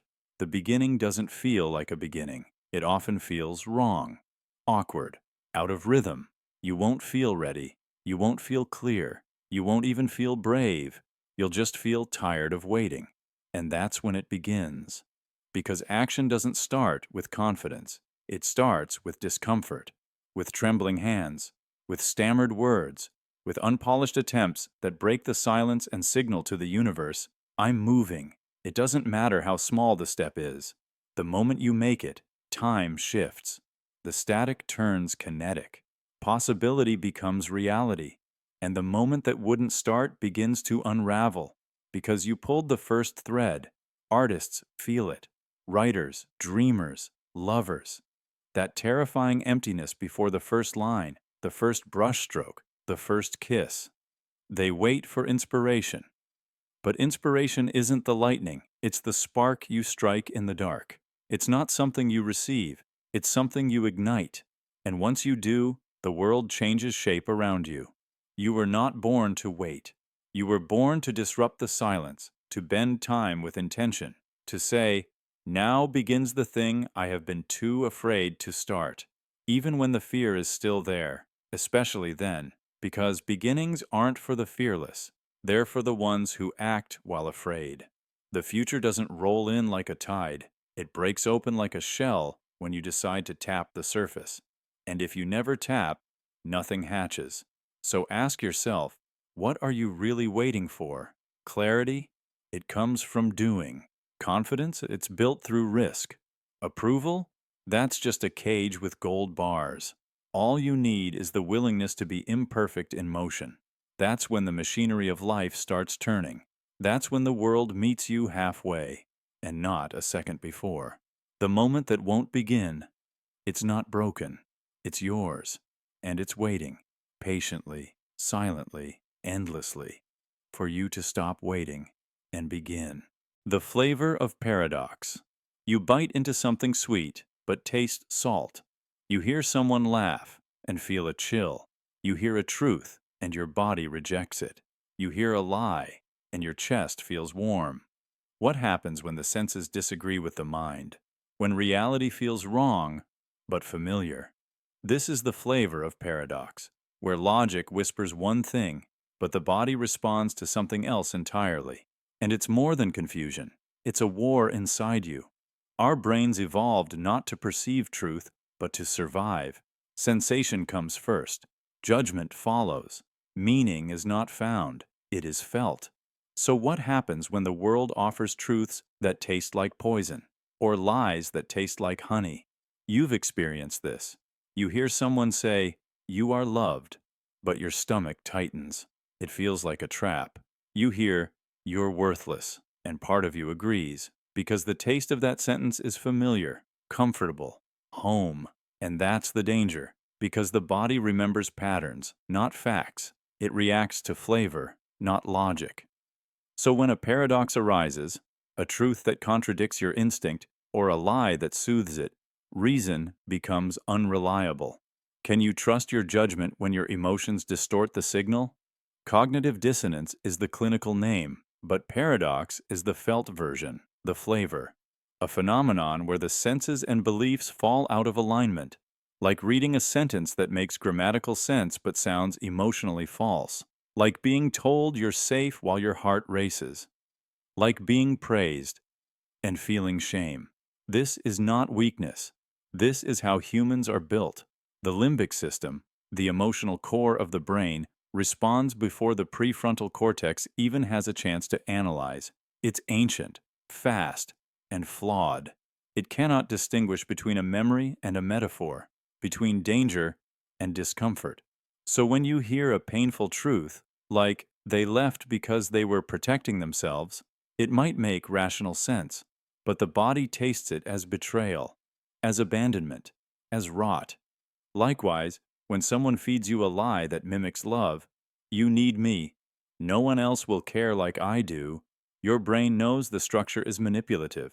But the flavor?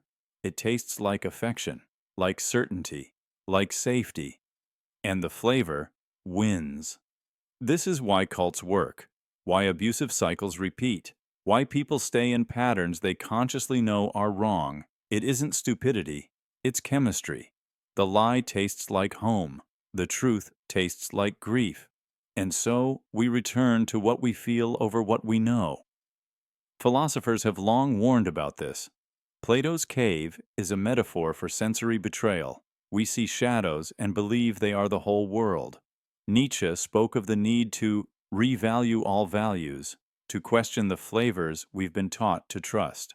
Simone Weil argued that true understanding begins not in comfort, but in contradiction. Because the flavor of truth is often bitter at first. It burns, it rewrites, it resists the tongue, and yet we must swallow it anyway. But how? How do you know when the sweetness is a trap, when the burn is healing, when the paradox is the signal, not the glitch? You listen longer, you ask again, you question the source, not just the sensation. You learn the language of your own nervous system. Because paradox isn't the failure of logic, it is the boundary of where logic ends. It is where the truth gets heavy, where light bends, where meaning pulses and mutates and refuses to stay still. To live with paradox is to taste discomfort and not spit it out, to sit in contradiction and not rush to solve it, to admit that some truths cannot be swallowed whole, and some lies feel like medicine until they rot the core. The flavor of paradox is everywhere, in forgiveness that feels unfair, in freedom that feels terrifying, in love that requires letting go. These moments taste wrong, but they are real. And if you can learn to taste without flinching, to hold both flavors in your mouth without running, you might finally discover not what is comfortable, but what is true. The echo that thinks it's a voice. You speak, you think, you believe you're original. But what if you're just an echo? What if the thoughts in your head, the ideas you claim as your own, aren't yours at all, but fragments of voices you absorbed without noticing? Your teacher's warnings, your parents' regrets, your culture's praise and punishment, your friends' passing comments, a phrase in a film, a lyric that stuck. You repeated them, internalized them, replayed them until the tone changed. And somewhere in that process, the echo became you. The echo that thinks it's a voice. This is not a metaphor, it's a pattern. Psychologists call it introjection, the unconscious adoption of others' beliefs, values, and emotions. You don't question them, you absorb them, and eventually, you forget they weren't yours to begin with. How many of your desires are inherited? How many of your fears were rehearsed? You say, you're not good enough. Who first told you that? You say you want success. Who defined what that means? You say, I've always been this way, but always started with someone. Human beings are mimic machines. From the moment we're born, we copy facial expressions, words, behaviors. Mirror neurons fire when we observe others, as if we are doing the action ourselves. Imitation is how we survive. But over time, imitation becomes identity, and the more voices you collect, the less you hear your own. Eventually, the chorus gets so loud that silence feels like death. So you keep speaking, even when the words aren't yours, especially when they're not. You see, the brain craves narrative. It wants to be the author, so it rewrites the borrowed, rebrands the recycled, and tells you, this is my idea. But deep down, something knows. Something hesitates when you speak too quickly, when you repeat something that feels true, but you don't know why. When your mouth says yes, and your body says nothing. That's the signal. That's the place the echo ends, and the voice might begin. You've felt it. The discomfort of questioning a belief you've always had. The fear of asking, do I actually think this? Or was I told to? That moment is sacred, rare, terrifying, because it opens the possibility that parts of you were never truly you. And it raises the deeper question, is there a real voice underneath it all? Or are we only echoes of echoes, stacking endlessly into something that looks like a self? Buddhist philosophy suggests the self is an illusion. a temporary swirl of causes and conditions shaped by time and culture. In this view, the voice is not a solid core, but a momentary harmony, brief, impermanent. But Western thinkers like Descartes clung to something firmer. I think, therefore I am. Even if everything is uncertain, the act of thinking proves you exist. But what if the thought itself was not original? What then? Do you still exist? Or are you just the chamber that carries the sound? There's no easy answer. But there is a path. To listen, to pause before speaking, to ask, gently, where did that come from? To sit with a thought and trace it backward, not to its source, but to the moment you accepted it. Not to reject it, but to choose it consciously. That's the difference between an echo and a voice, not content, but awareness. You can say the same sentence 1,000 others have said, but if you mean it, if you've felt it, it's yours. A voice, not a mimic. And you can also abandon a thought you've carried for years if you realize it never fit. This is how identity evolves, not by invention, but by excavation. You are not empty. You are layered. You are not lost. You are still becoming. So the next time you hear yourself speak, pause, ask, who said that? And if you can't answer, don't be afraid. It might be time to listen for the silence beneath the echo, because sometimes that's where the real voice waits. The mirror that remembers. It sits on your wall like any other mirror, cold, silent, obedient, and yet something about it feels aware. You check it every morning, every night. You glance at it on your way out. You stand before it, brushing your hair, adjusting your collar, searching your face for signs of change. And that's when it begins. Not all at once, but slowly. Too slowly to name. A feeling that something in the reflection is not exactly you anymore. Not now. Not quite. As if the mirror remembers someone older than you think you are. Someone you're becoming. Or worse, someone you've already left behind. This is the haunting of the mirror that remembers. Unlike stories of cursed mirrors that show ghosts or alternate dimensions, this phenomenon is subtler, deeper, more psychological. A quiet erosion of identity that unfolds across years. Some say it's just aging. Others claim it's perception distortion. But those who've truly stared long enough, really stared, know it's something else entirely. It starts with the eyes. One day, you notice they look tired, more than they should. But you feel fine. Another time, your mouth curves in a grimace you didn't feel inside, or the shadows on your face fall where they didn't yesterday. You dismiss it.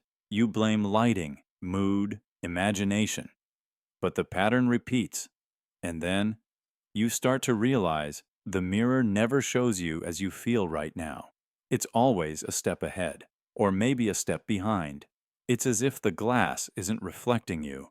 It's recalling you, projecting a version of you it has watched over the years, a version stitched together from thousands of glances, weighted toward the moments you stared longest, during heartbreak, regret, fear, shame. The mirror, after all, can't forget what you showed it, and it never stops watching. This phenomenon, mirrored memory, isn't just folklore. Psychologists have studied mirror exposure, where people who spend prolonged time looking at themselves report not self-awareness, but disassociation. Their features begin to feel unfamiliar. The face becomes uncanny. It's called mirror self-misidentification, a real condition where individuals look in the mirror and feel that what they see isn't them at all. As if the mirror holds an identity that diverges over time, a ghost version of yourself that ages on its own. Some cultures speak of the mirror as a threshold, not just to the physical self, but to the soul. In Japanese folklore, Kagami, mirror, is written with the characters for self and God. The mirror doesn't just reflect, it witnesses, and in witnessing, it remembers, not just your features, but your rituals, your breakdowns, your smallest hesitations. You think it sees you? No, it studies you. And what it holds, it does not easily release. We tell ourselves that mirrors are neutral, but nothing is truly neutral that watches you age. There are stories, unsettling ones, of people who covered their mirrors after traumatic events, not out of superstition, but discomfort. It still looked like me, one woman said, but it wasn't the me I feel like now. It was the me who cried in front of it for weeks. Others speak of seeing flashes of themselves mid-expression they haven't made in years. A wince, a grimace, an old smile. I don't remember smiling like that, said one man, but the mirror does. So what is it showing? Who you are, or who you're losing? Maybe it's both, because a mirror isn't just glass and silver, it's memory, a ritual of presence. Every time you face it, you bring the past with you, and the mirror absorbs it. You may think you're checking your appearance, but you're revisiting a history of glances, shaping the image of yourself unconsciously. It doesn't lie, but it doesn't forget either. The version you see may not be the one that exists now. It may be the one built from accumulated sorrow, joy, disappointment, repetition. You keep trying to see now, but the mirror keeps showing you then, and one day, the delay becomes unbearable. You start to wonder, what happens when the mirror's memory gets too far ahead, when it shows you older, wearier, more faded than you feel? Do you trust your own reflection anymore, or do you start to lose yourself to the version the mirror insists is you? That's the final question. Do you shape your reflection, or does it shape you? Because the more you see that version, the one with regret in the eyes, with time around the mouth, the more you might start to believe it's true, the more you start to feel older, slower, diminished. Not because you are, but because the mirror says so. And maybe that's how it wins, not with terror, but with erosion, a slow, silent memory that stares back. The mirror that remembers does not distort. It records. It recalls. It reflects not who you are, but every version of who you've ever been, and sometimes who you'll become. Whether that's a gift or a curse depends entirely on what you choose to see and what you can bear to remember. The calculation that loops infinity. It begins with a whisper, an elegant line of symbols, a clean equation scrawled on a blackboard in chalk so fine it glows. At first glance, it seems perfect, balanced, closed. The variables fall into place like puzzle pieces. The solution is just a few steps away, but then it doesn't end. You calculate again, simplify, isolate, substitute. The numbers stretch, the function recurses. The closer you think you are to solving it, the more it folds back on itself. Each operation opens into another. Each digit reveals a new tale. There is no solution, not really, only a spiral, an orbit, a loop. And suddenly, you are no longer solving an equation. You're trapped inside one. This is the paradox of infinite recursion, the equation that refers to itself endlessly, the loop that can never resolve, and yet it remains balanced, consistent, beautiful in its impossibility, a system that obeys its own rules while denying you closure. Is it broken, or is it a mirror of the universe? Throughout history, mathematicians and philosophers have danced with infinity like it was fire. It seduced them, burned them, and shaped the very foundations of modern science. In the 3rd century BCE, Zeno's paradoxes asked how anything could move if every motion required crossing an infinite series of smaller and smaller distances. 1,000 years later, calculus would answer, motion is possible not because infinity is solved, but because it is summed. Infinity isn't a wall, it's a bridge made of vanishing pieces. But some infinities can't be crossed. In the 19th century, Georg Cantor shattered the idea that all infinities are the same. He showed that some are bigger than others. The infinity of whole numbers is vast, but the infinity of real numbers between 0 and 1 is larger. And within those infinities are loops, calculations that never resolve, self-referential equations, like the infamous Gödel incompleteness theorems, which proved that any consistent mathematical system contains statements it cannot prove. The calculation that loops infinity is not just theoretical. It exists in programming, logic, physics. You see it in fractals, shapes that repeat endlessly, each layer echoing the one before. You see it in black holes, where gravity curves space-time into a point of no return. You see it in recursive functions, code that calls itself again and again until memory collapses or the system fails. Each call depends on the last. But the last never comes. There is a reason we fear these loops. They feel like failure, like error. Our minds crave resolution, conclusions, endings. We are not built to sit inside endlessness, but nature is. The spiral of a nautilus, the branching of a fern, the self-similarity of coastlines, clouds, neurons, galaxies, all loop, all echo themselves, and yet none are broken. So when we encounter a calculation that never ends, one that gives us truth but not finality, we're not seeing a glitch.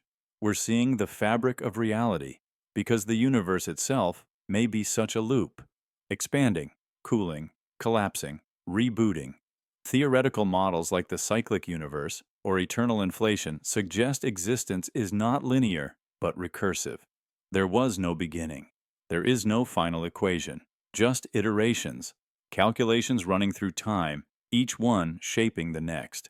And then there's you. Your thoughts loop, your memories repeat. You revisit past choices, relive conversations, reimagine futures that haven't happened. Your mind, like the equation, circles itself, trying to find an answer, a resolution. But maybe, like the equation, you are not meant to solve. You are meant to continue. In one corner of theoretical computer science, there's an idea known as the halting problem. It asks whether we can predict, for any arbitrary program and input, whether it will eventually stop or run forever.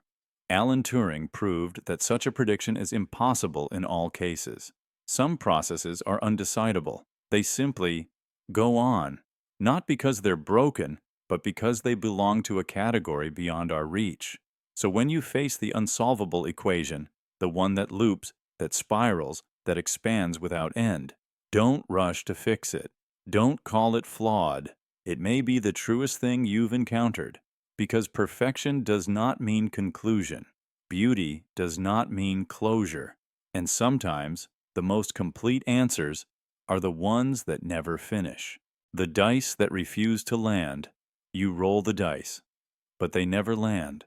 They spin, they tumble, they dance through air and thought, endlessly.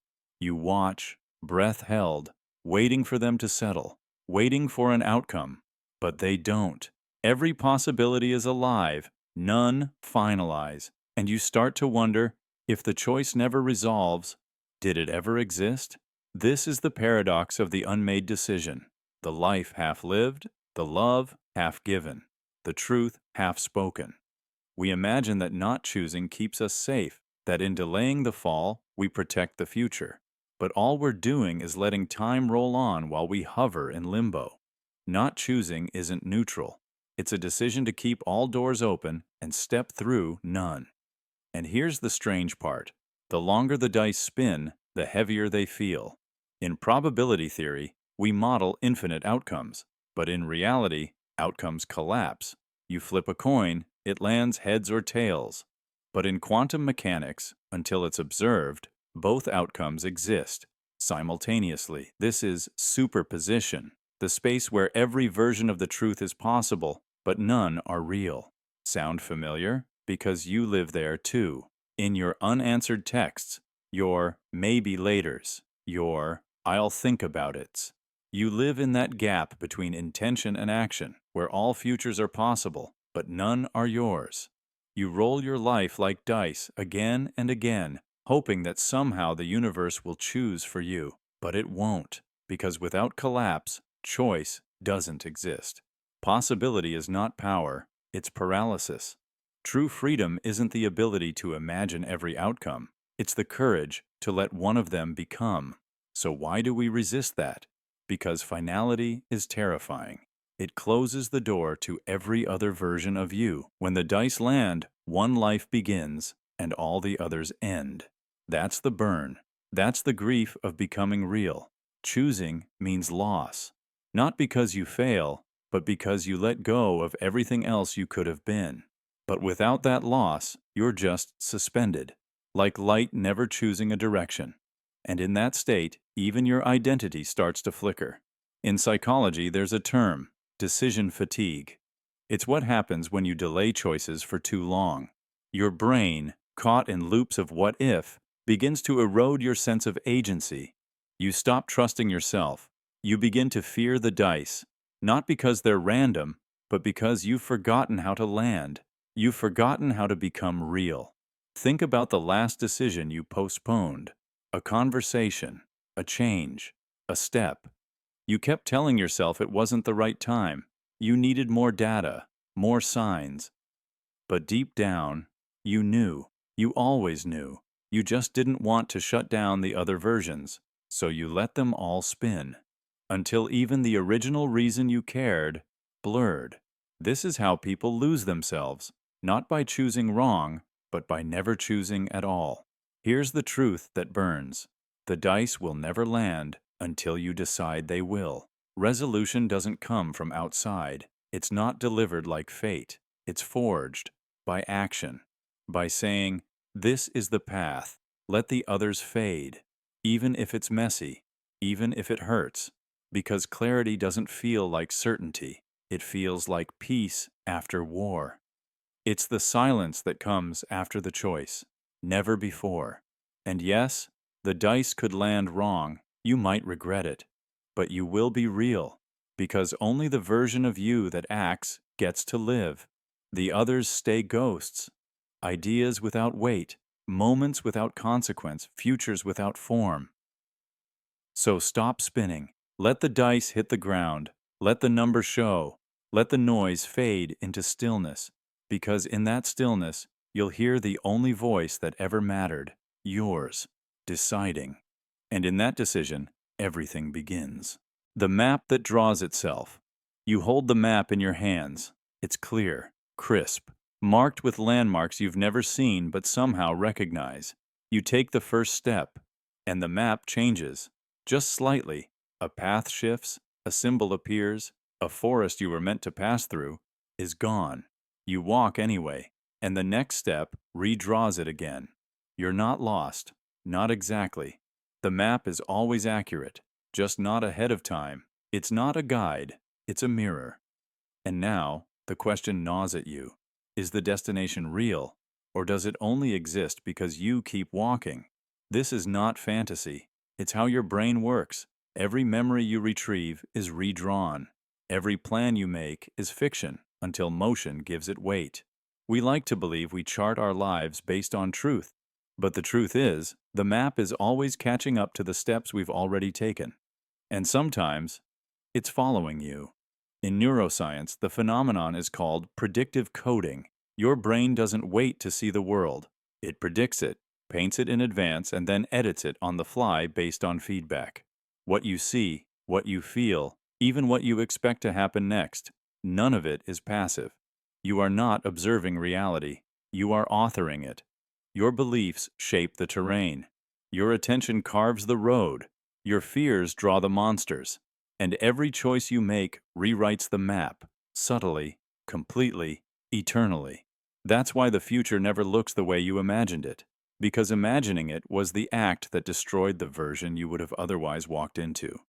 And the more you try to follow a fixed plan, the more the plan shifts beneath your feet.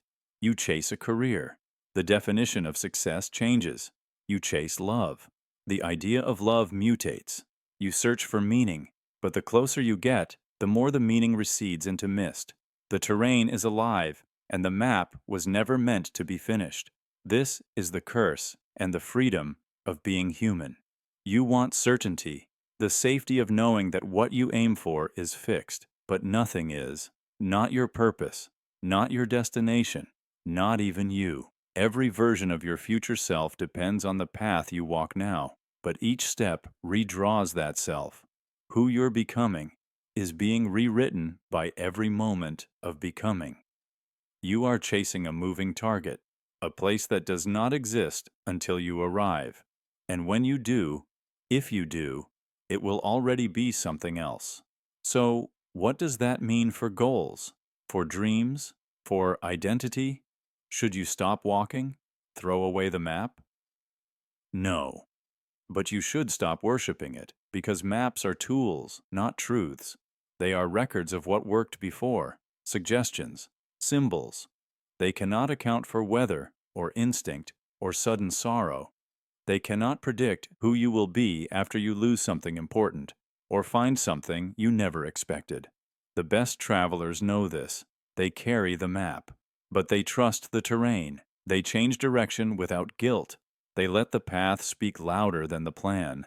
They understand that destinations are just excuses to move, that the real transformation happens on the road that wasn't drawn until you walked it. And maybe that's the point. Maybe the map isn't broken. Maybe it's breathing.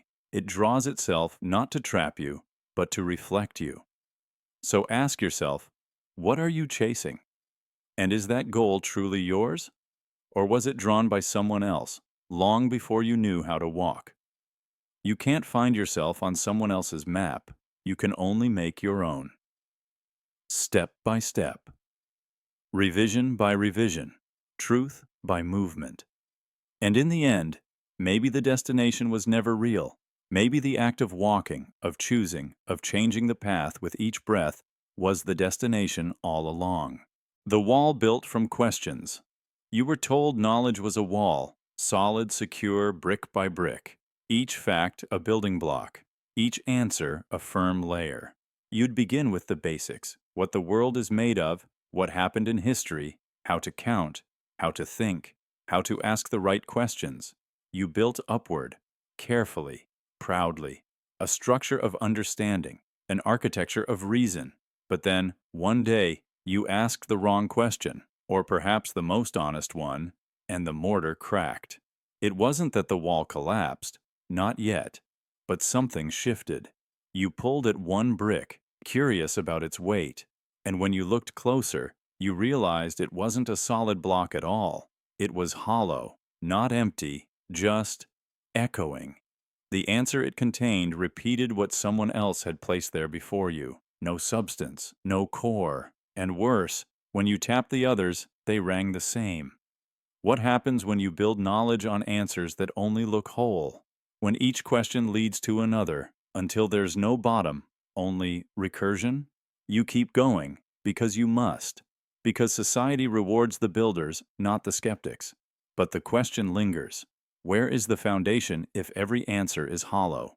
This isn't a metaphor. It is the history of human thought. Centuries ago, philosophers sought absolute truth. Descartes began by doubting everything, even his own body. He found refuge in a single statement, cogito ergo sum. I think, therefore I am, a foundation. But even that idea, what is I, what is thinking, has been questioned, dissected, undone. The wall that Descartes tried to ground turned out to rest on vapor. Science gave us new tools. The Enlightenment promised order, objectivity, repeatability. Newton gave us laws of motion. Darwin gave us natural selection. Einstein bent time. But beneath each discovery, more questions emerged. What is gravity really? What is time? What is consciousness? Every answer unlocked 10 new doors. The wall didn't reach a ceiling. It kept spiraling upward into fog. Even mathematics, the most pristine domain of truth, crumbled under its own perfection.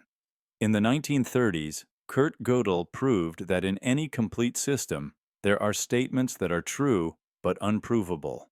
In other words, some bricks in the wall are necessary, but they can't be confirmed from inside. The structure is forever incomplete, not broken, but never finished, never whole. Still, we build. Schools give us blueprints. Exams reward memorized mortar. Degrees certify our craftsmanship. But when we encounter real uncertainty, when a loved one dies, when meaning dissolves, when certainty fails, no academic wall can hold us. The questions come flooding back, not as intellectual games, but as survival, as grief, as need. But what is the point of all this? Why do I feel pain? What happens when I die? What is I? These are not questions with neat bricks for answers. These are chasms. You peer in, and you realize the foundation you thought you had isn't underneath you. It's above you. You're building downward into the unknown, hoping to find bedrock, but instead, it's questions all the way down. Is that terrifying? Or is it the beginning of something more honest?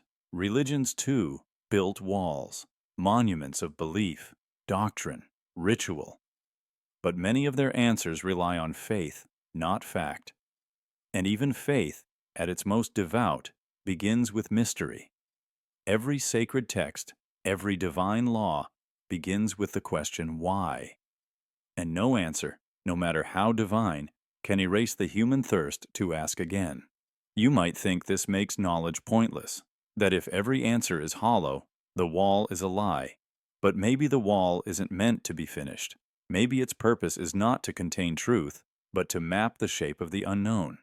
Every hollow brick, a reminder that the search is sacred, that asking is the foundation, not what you find, but the act itself. In ancient India, there was a school of thought called Ajnana, the path of the unknowers. They believed that knowledge was not the path to peace, but a barrier to it, that claiming to know was the ultimate arrogance, that silence was truer than any explanation.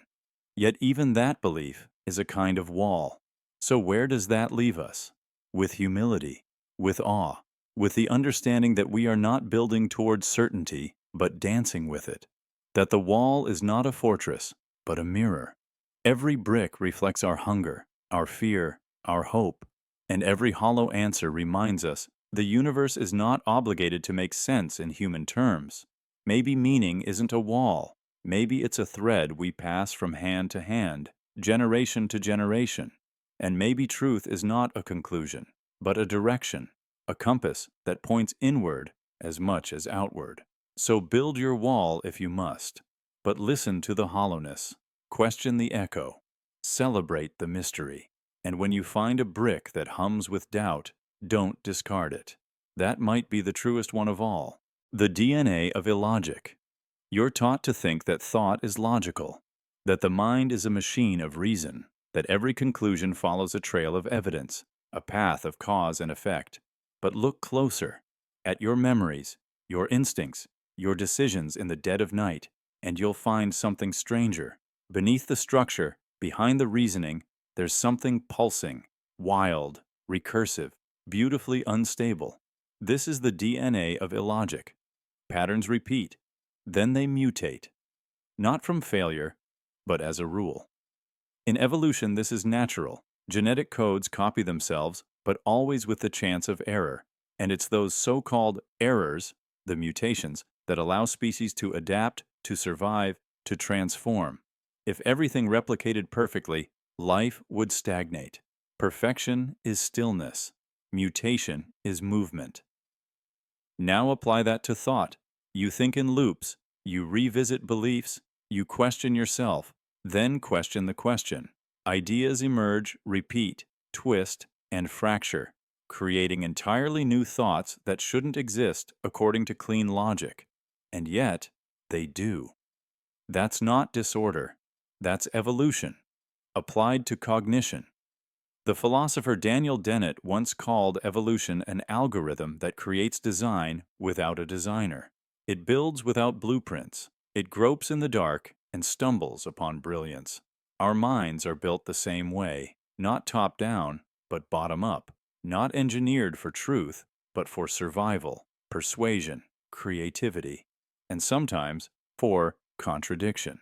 In neuroscience, we now know the brain doesn't store clean logical files. It stores fragmented associations, threads between smells, colors, emotions, images. You don't remember your childhood kitchen as a list of facts. You remember the sting of soap in your eyes, the yellow light over the sink, your mother's voice layered with 10 other echoes. Thought isn't a path, it's a web. And webs do not follow rules. They reveal shapes only in hindsight. So, why do we insist on logic? Because logic feels safe. It gives us the illusion of control. a beginning, a middle, an end. But our greatest ideas, our leaps in creativity, art, science, rarely come from perfect logic. They come from misfires, from dreams, from contradictions embraced instead of resolved. Einstein imagined riding alongside a beam of light, not by deduction, but by mental rebellion. Darwin saw struggle where others saw design. Kafka twisted narrative so far inward it collapsed into nightmare. These are not clean equations. They are mutations in thought. Even mathematics, the bastion of structure, contains illogic at its core. Gödel's incompleteness theorems proved that within any logical system, there are truths that cannot be proven by that system's own rules. Meaning, logic itself contains unprovable spaces. Self-reference breaks the machine. And yet, the machine continues. This is not an accident. This is the DNA of illogic. Because your brain evolved not to calculate, but to improvise. It evolved to find patterns where none exist, to see a face in clouds, to sense a predator in the rustling of grass. False positives meant survival. The mind bent truth to preserve the body. And now, centuries later, we do the same. Only with politics, with love, with self-image. We build narratives. They mutate. They clash. And in the clash, something new is born. So if evolution is chaos pretending to be order, what governs thought? Maybe nothing does. Maybe the mind is not a temple of logic, but a forest of spontaneous growth. Some trees follow the sun. Others twist toward shadow. Ideas compete. The strongest spread. The beautiful distract. The dangerous survive in silence, waiting. Your thoughts are not chosen. They emerge. And those that don't fit, those illogical, strange, broken thoughts, are often the seeds of transformation. You've felt it. A thought you can't explain, but can't ignore. An intuition that defies reason, but turns out to be right. A dream that tells a truth no waking theory could touch. These are not accidents. They are the cracks in logic where light gets in. So ask yourself, are your most important ideas the ones that make perfect sense? Or the ones that haunt you, even when they don't? The DNA of thought is not clean code. It is messy, recursive, self-altering, like life, like language, like time. And if you keep trying to strip it of its mutations, its illogic, you risk erasing the very engine that creates meaning. You are not a calculator. You are an evolving system of contradiction. And that's where your brilliance hides. The flame that rewrites cause. You reach out. Your hand holds the match. The wick waits. With a flick and a hiss, flame blossoms, and the candle begins to burn. Simple, right? But not here. Not in this world. Because in this world, the candle's glow already existed.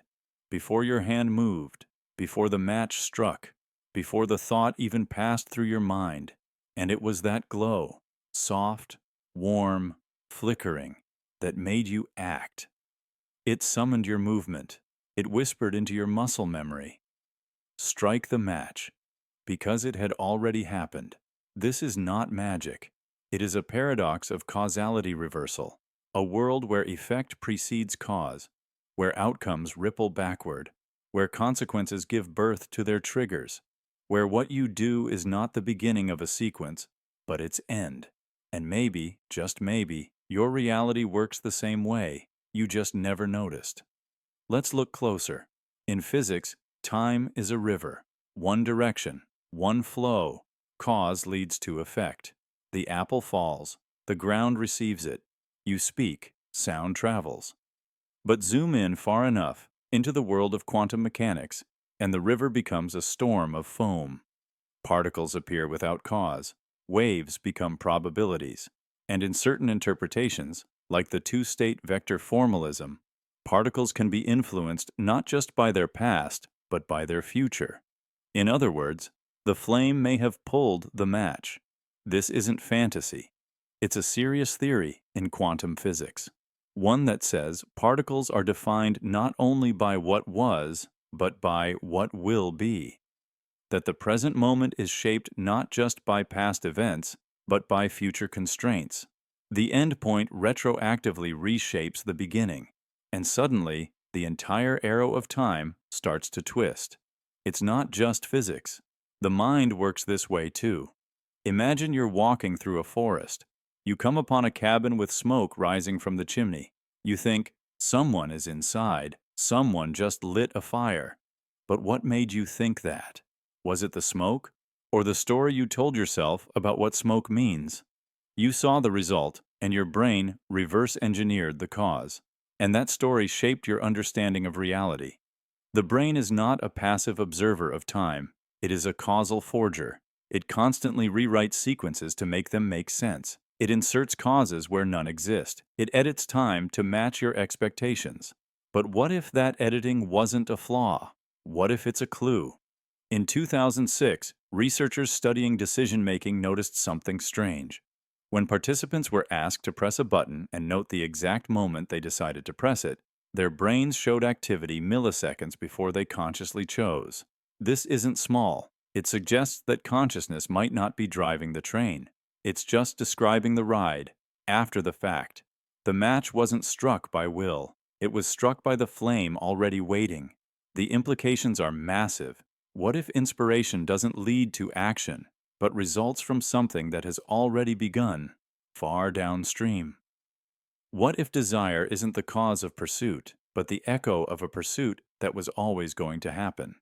The mystics have always hinted at this, that time is illusion, that the future is not a place we move into, but something that already is, shaping us with each step. The philosopher Nietzsche wrote of eternal recurrence, a looping universe where every moment has already been lived endlessly. In such a reality, what we think of as choice is simply memory from the wrong direction.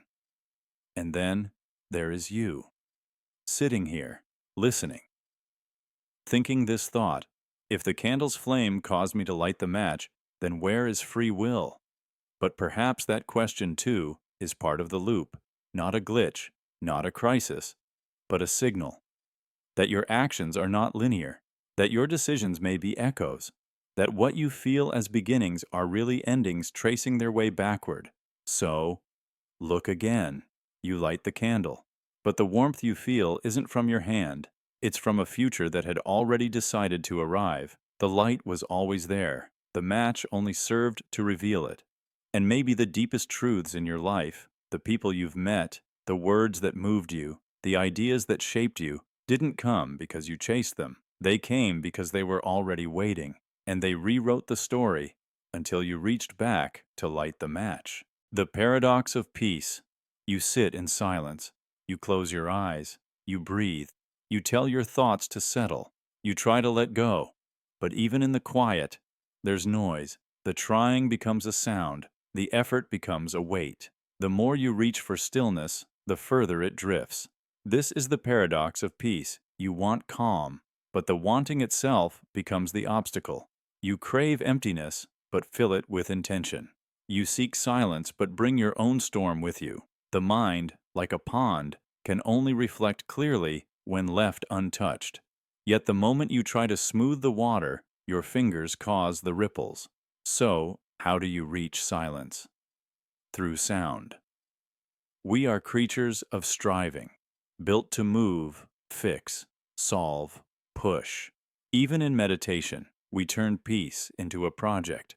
Clear the mind, we say, let go of thought. But in that command is pressure. In that pressure is resistance. And resistance is noise. The paradox is this: effort cannot bring stillness. Only surrender can.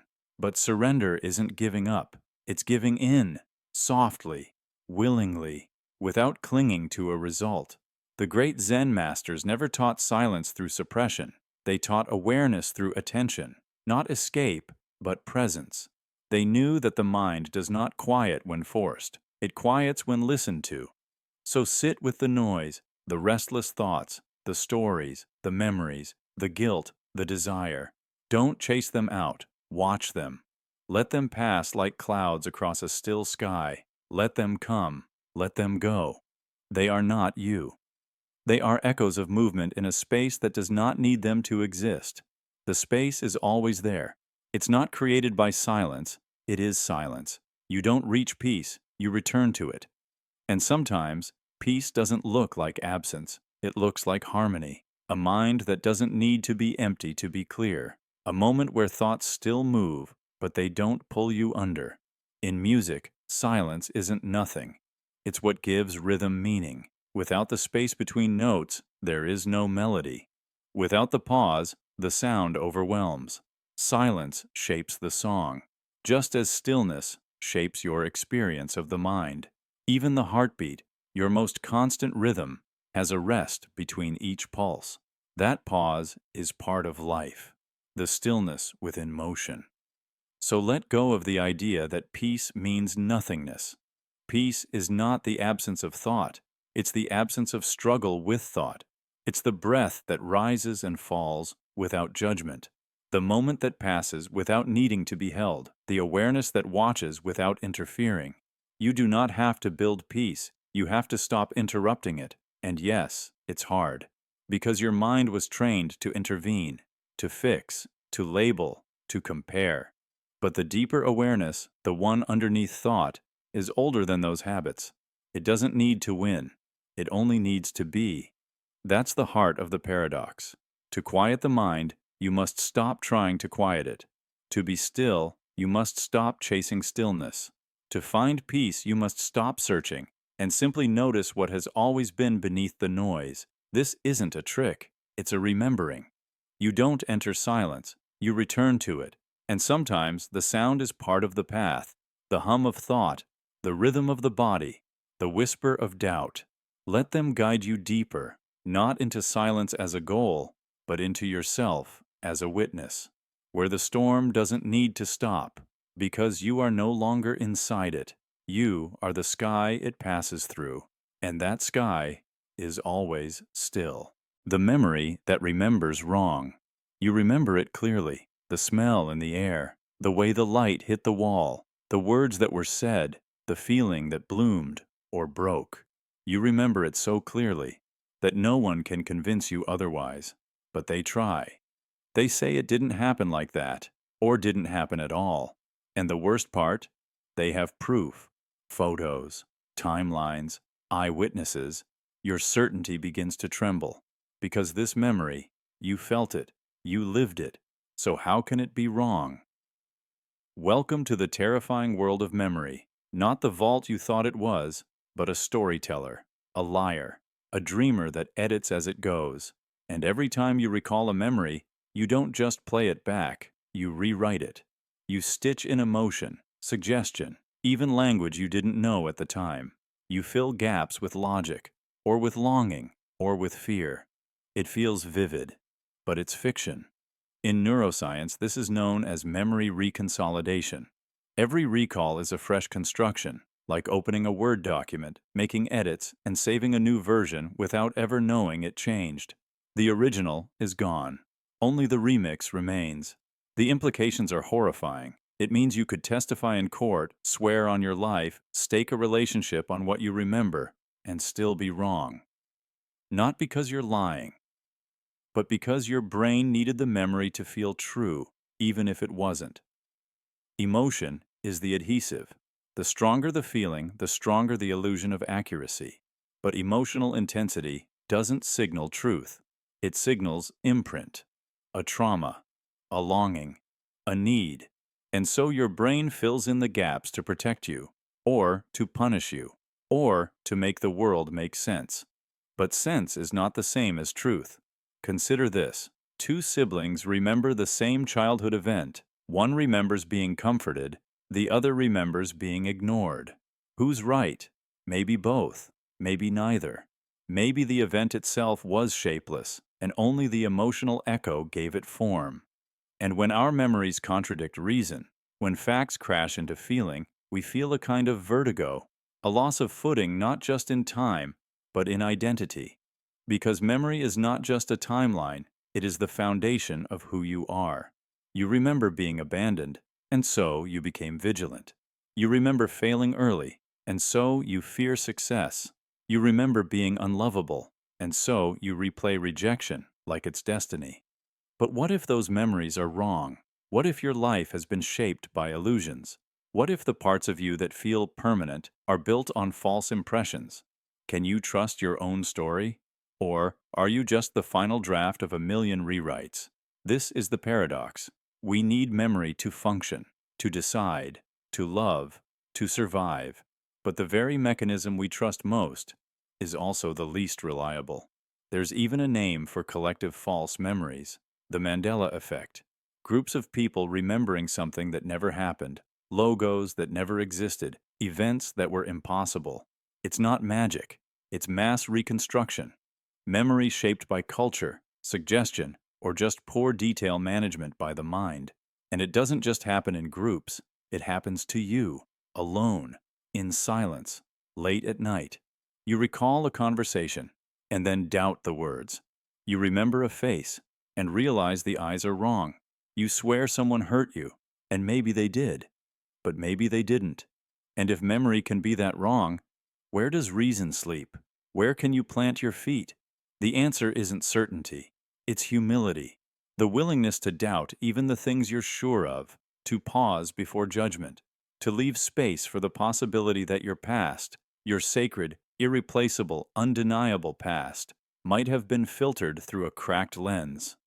And yet, there is still something real beneath it all: a pattern, a pulse, a trace of truth swimming through the falsehoods.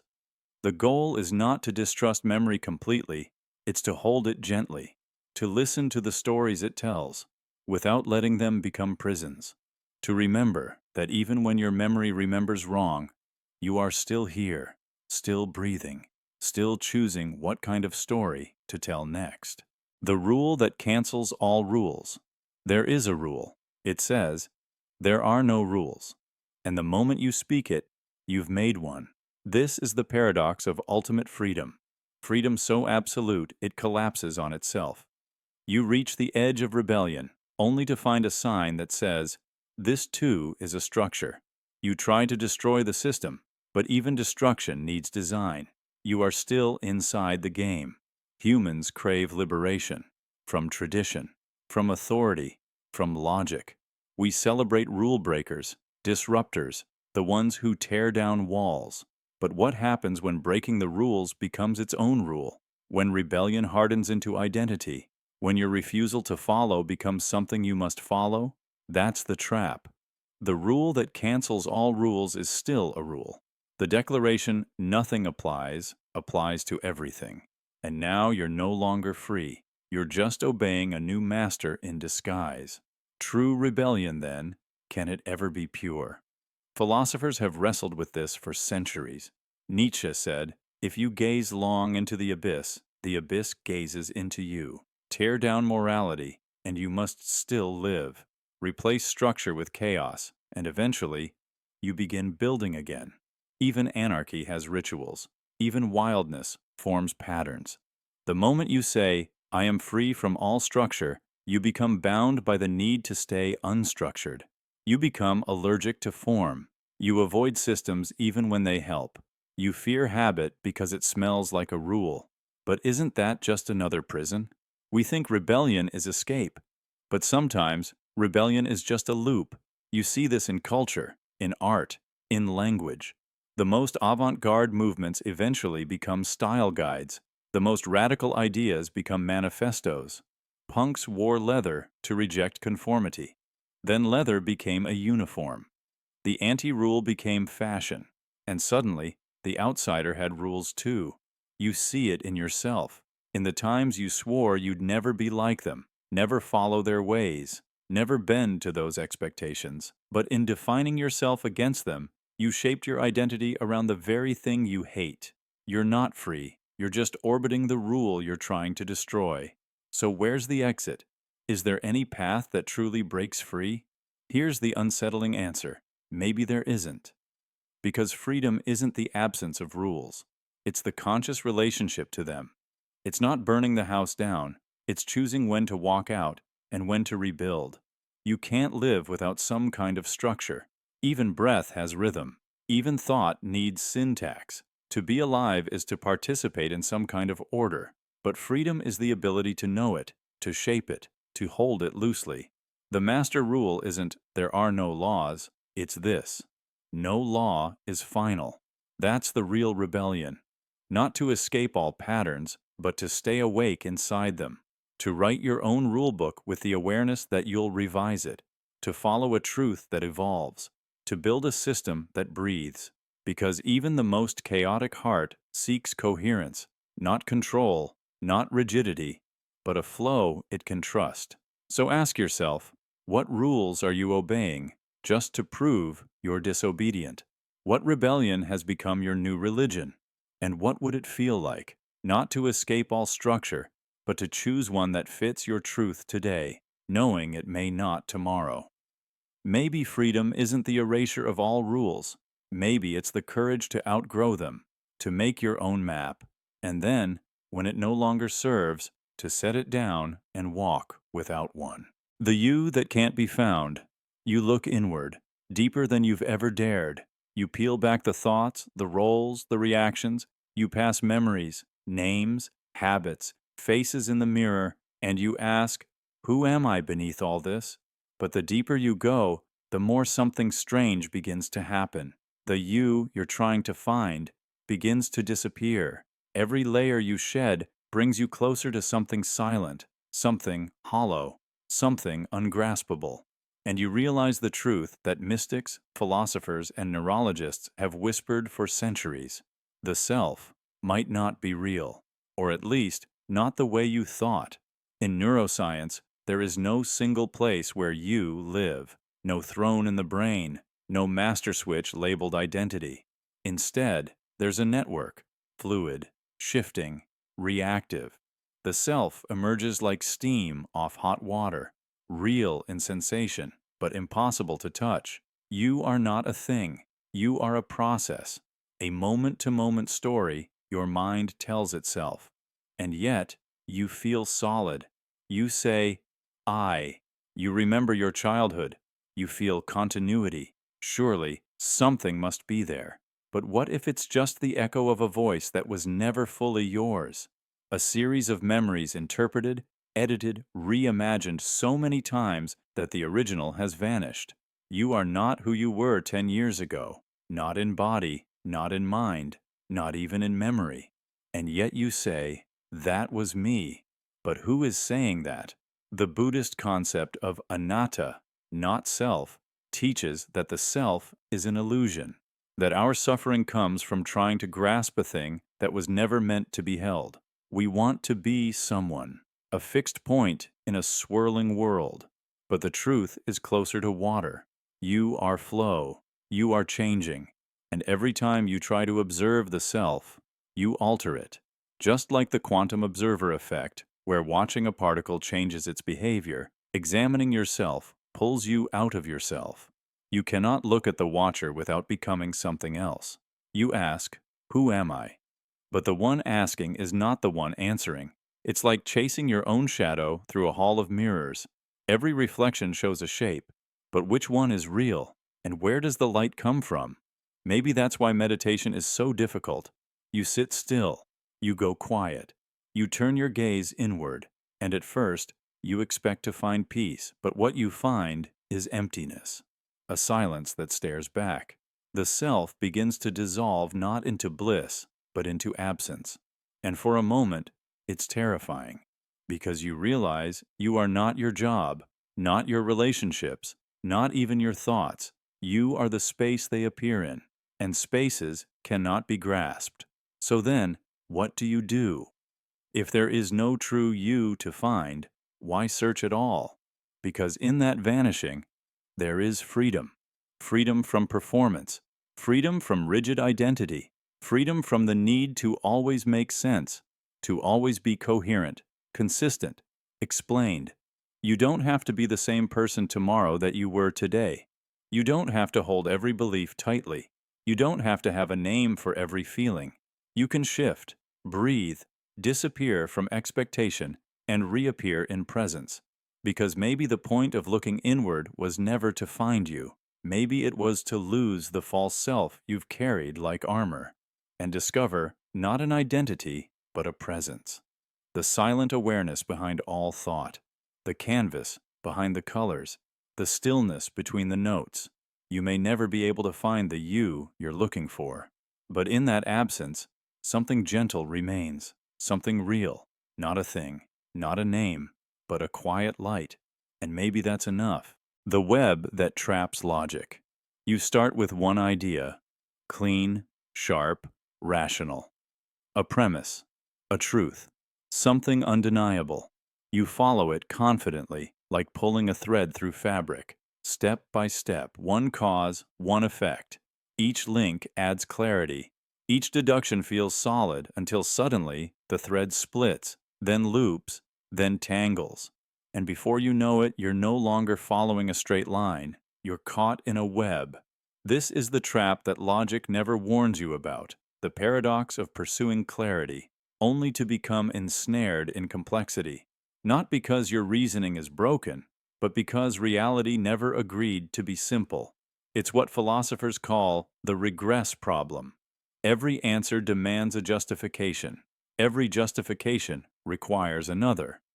Ask, why? Enough times, and you don't find a bedrock. You find infinite layers, a spiral of reasoning that eventually loops back to where it started, or breaks apart under its own weight. For centuries, logic was revered as the path to truth. Aristotle gave us syllogisms, rules for building solid arguments. If A equals B and B equals C, then A equals C. Clear, pure, unbreakable. But logic's power lies in its structure, not in its source material. If your first assumption is wrong, every brilliant conclusion built atop it becomes a masterpiece of illusion. This is the danger. You can logically trap yourself inside a false world. History is full of examples. Medieval theologians constructed vast, intricate systems of divine logic. How many angels fit on a pin? How original sin passes through generations? How time began in eternity? Their conclusions were sound, if you accepted the premise. But the web was spun before the first step. And once inside, there was no exit, only deeper reasoning. Modern science does it too. In quantum mechanics, particles exist in a state of probability until observed. But what is observation? Is it consciousness? A measuring device? A collapse of waveforms? Each answer leads to another problem. Every explanation tangles into paradox. You try to pin down the truth, and it slips sideways. Even mathematics, the most precise language we have, runs into webs it cannot escape. Gödel's incompleteness. Theorems shattered the hope that logic could explain itself. Any system complex enough to model arithmetic contains truths it cannot prove. Logic builds a perfect net, except for the holes it cannot close. And then there's your own mind. You use logic to navigate choices, ethics, identity. You weigh options, test outcomes, justify feelings. But so often you reason yourself in circles. Should I stay or go? What if this choice leads to regret? But regret is only meaningful if I assume I know what the future holds. But I don't. But if I don't choose now, I've already chosen to stall. And round it goes. You started with a thread. You ended with a web. So the question becomes, is logic a tool for truth or a trap built from the illusion of clarity? In Buddhist philosophy, there's a concept called pratitya samutpada, dependent origination. It teaches that nothing exists independently. Every cause is also an effect. Every effect becomes a new cause. You don't find the origin of the web because there is none. The web is the nature of reality.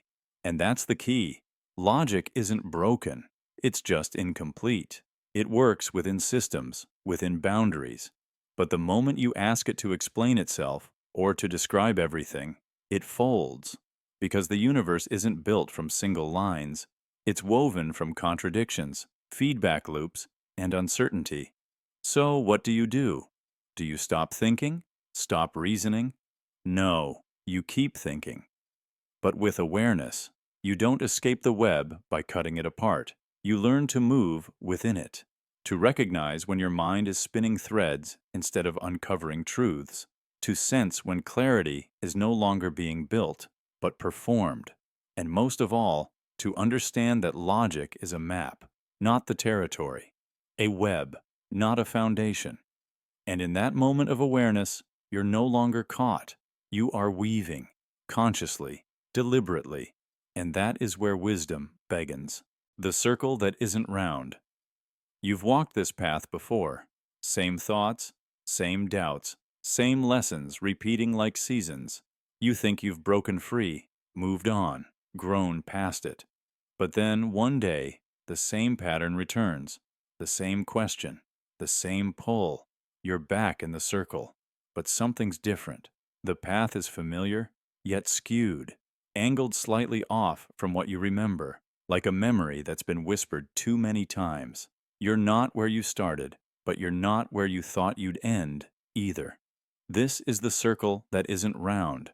It looks like a cycle. It behaves like a loop, but it spirals, subtly, quietly, dragging you through experiences that echo the past but reshape the future.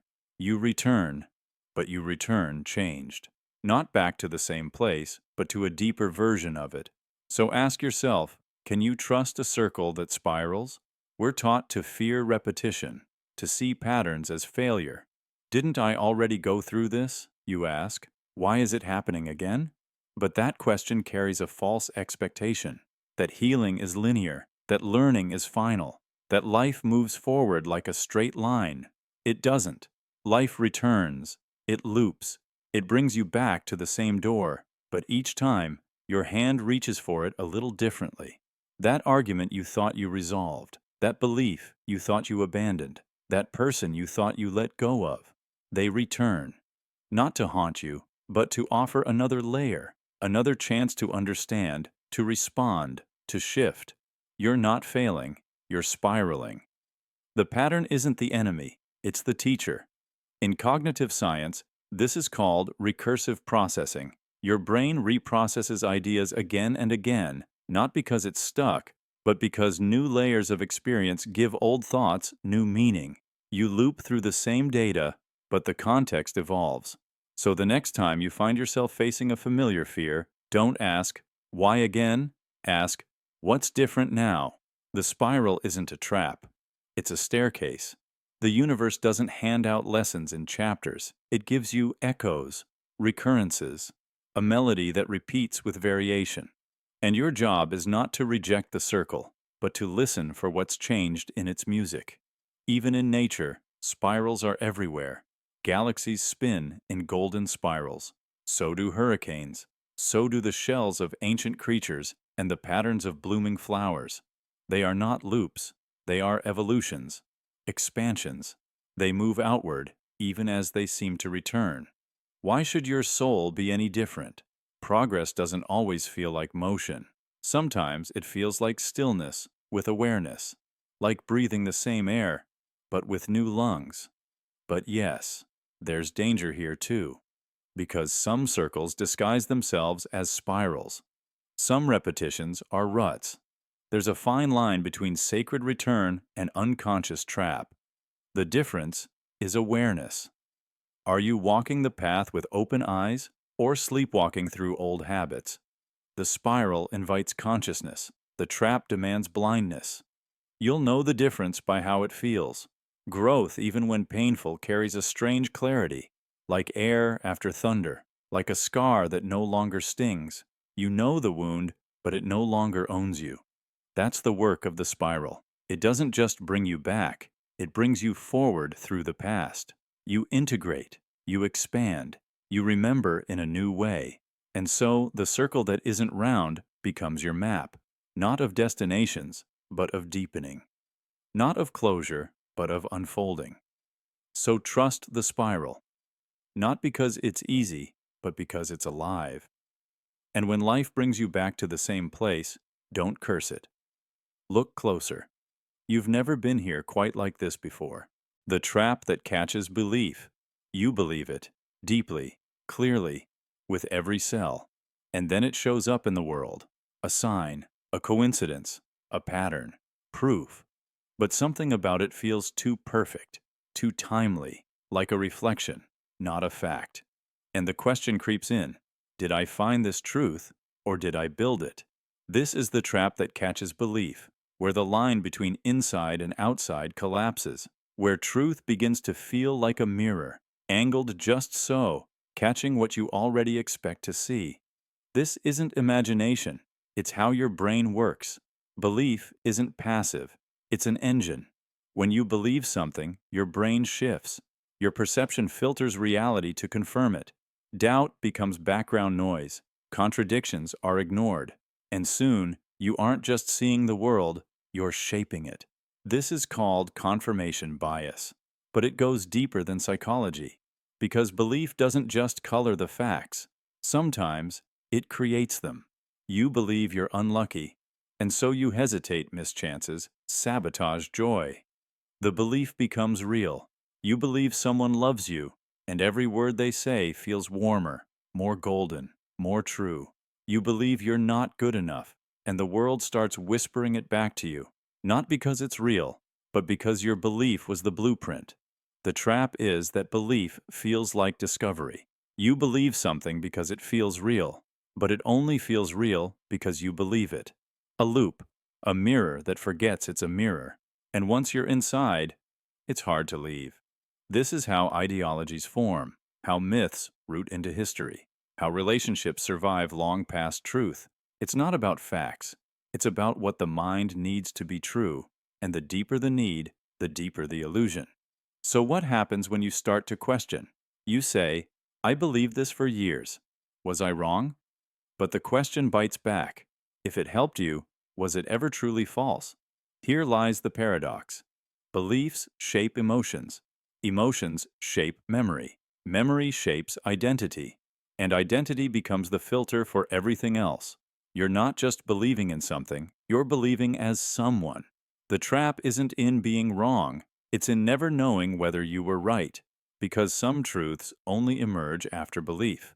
And some beliefs disguise themselves as truth. Think of a placebo, a sugar pill that cures pain, not because it works, but because you believed it would. Now, widen the frame. What if entire worldviews function the same way? What if you are living inside a self-generated field of belief that shapes everything you experience? You believe people are cruel, so you find cruelty. You believe love is rare, so you overlook every moment it appears. You believe you'll never change, so you don't. But there's a deeper, quieter question. Was there ever a truth outside you at all? Or have you always been walking through a world filtered by belief, like a dream that responds to the dreamer? Quantum mechanics even hints at this. The observer effect, reality behaves differently when watched. A particle's position isn't real until it's measured, until it's believed. So now you're not just trapped in belief, you're shaping the trap as you go, and maybe you always have been. So what can you do? Can you ever know if a truth is truly independent? Can you break the mirror? Maybe not completely, but you can become aware of it. You can stop mistaking familiarity for truth. Stop worshiping emotional certainty. Stop feeding the loop. Start asking, what do I want to believe and why? You may not escape the trap entirely, but you can loosen its grip. Because some beliefs liberate, and some just keep you warm inside a beautiful lie. The proof that proves nothing. You hold the proof in your hand. It's elegant, structured. Each step flows into the next with precision, like climbing rungs on a ladder made of reason. It ends exactly where you hoped it would, a perfect conclusion. The logic is sound, but something feels off. You glance back at the first line, the assumption. You follow the chain upward again. Each deduction checks out. Yet the conclusion somehow echoes the very thing you began with, and then it hits you. You didn't climb a ladder. You walked a loop. This is the proof that proves nothing. In logic and philosophy, it's known as circular reasoning. the illusion of progress wrapped in the disguise of proof, a conclusion that leans on the assumption it claims to justify. It's not always obvious, especially when dressed in technical language, complex arguments, or emotional conviction. But the structure is hollow. The steps only appear to elevate. In truth, they return you to where you started. It's the student who says, "This must be true because my textbook says so." And when you ask why the textbook is right, they reply, "Because it contains truth." Or the preacher who says, "The scripture is infallible because it was written by God," and then proves God's authority by quoting the same scripture. It's a closed loop, not a foundation, a hall of mirrors. And yet, we fall for it, over and over again. Why? Because the mind craves closure. Certainty feels like progress. A ladder gives you the illusion that you're rising above the chaos, but a loop, when hidden well enough, feels like elevation, until the walls close in and you realize you never left the ground. Even the highest intellectual pursuits are not immune. In mathematics, Russell and Whitehead's Principia Mathematica tried to build all of math from pure logic. But Kurt Gödel cracked that illusion. He proved that in any consistent formal system, there are truths that cannot be proven within that system. In other words, every ladder you try to build from within will eventually collapse into a loop. Some truths can't be proven without stepping outside. This shattered the dream of total certainty. And yet, we still build these loops, quietly, instinctively. You tell yourself you deserve love because you're worthy. But what makes you worthy? That you are lovable. You define yourself by labels: student, artist, success, failure. But each label folds back into itself. Who defined what success is? What failure means? Often, you did. Using tools given to you by others who were also caught in loops of culture, fear, and inherited belief. You thought you were climbing to self-knowledge, but the proof proves nothing. Even science, a field built to resist circularity, must begin somewhere. Every scientific theory is tested through observation. But observation itself assumes a stable reality. We trust our instruments. We trust perception. We assume consistency in the laws of nature. Why? Because they've worked before. That's not invalid, but it's not ultimate. It's practical, useful, and grounded in patterns, not absolutes. And here lies the danger. When a proof is airtight only because it seals itself off from the outside world, it becomes not a tool of truth, but a trap of comfort. So, how do you escape? You don't break the loop by proving harder. You break it by stepping outside of it, by challenging the assumptions, by asking, what would be true if this weren't? What else could explain this? Am I chasing truth, or just building a prettier cage? There's a concept in logic called falsifiability, the idea that for a claim to be meaningful, it must be disprovable. If nothing could ever prove it false, then no amount of logic can prove it true. If your belief is immune to contradiction, then it's not proof. It's a loop you've chosen to live inside, and that's the secret the loop hides. It's not the logic that traps you, it's your desire to stop questioning. Because questioning is frightening, endless, but it's also free. So examine your beliefs. Examine the arguments that justify them. When you find one that starts and ends in the same place, don't polish it, step back. Ask, what am I afraid to let go of? Because sometimes the greatest leap in understanding comes not from climbing higher, but from stepping off the ladder entirely and realizing the sky was always within reach. The box that defines reality. You build boxes to understand, thought boxes, word boxes. You name things to hold them. You categorize to make sense. Love becomes attachment. Pain becomes trauma. Beauty becomes symmetry. Chaos becomes noise. It feels like clarity, like control. But the moment you label life, it shrinks. You place a name on something vast, and suddenly it fits inside your palm. Manageable, tidy, dead. This is the box that defines reality. And it starts innocently. You learn to speak, to point, to separate sky from earth, joy from sorrow, self from other. It gives you shape, identity, tools to navigate a world too big to hold all at once. But somewhere along the way, you forget that the box was yours to begin with. You begin to mistake the label for the thing itself. You stop seeing, you start assuming. A flower isn't mystery anymore, it's rose. A person isn't infinite, they're coworker. A moment isn't presence, it's Tuesday.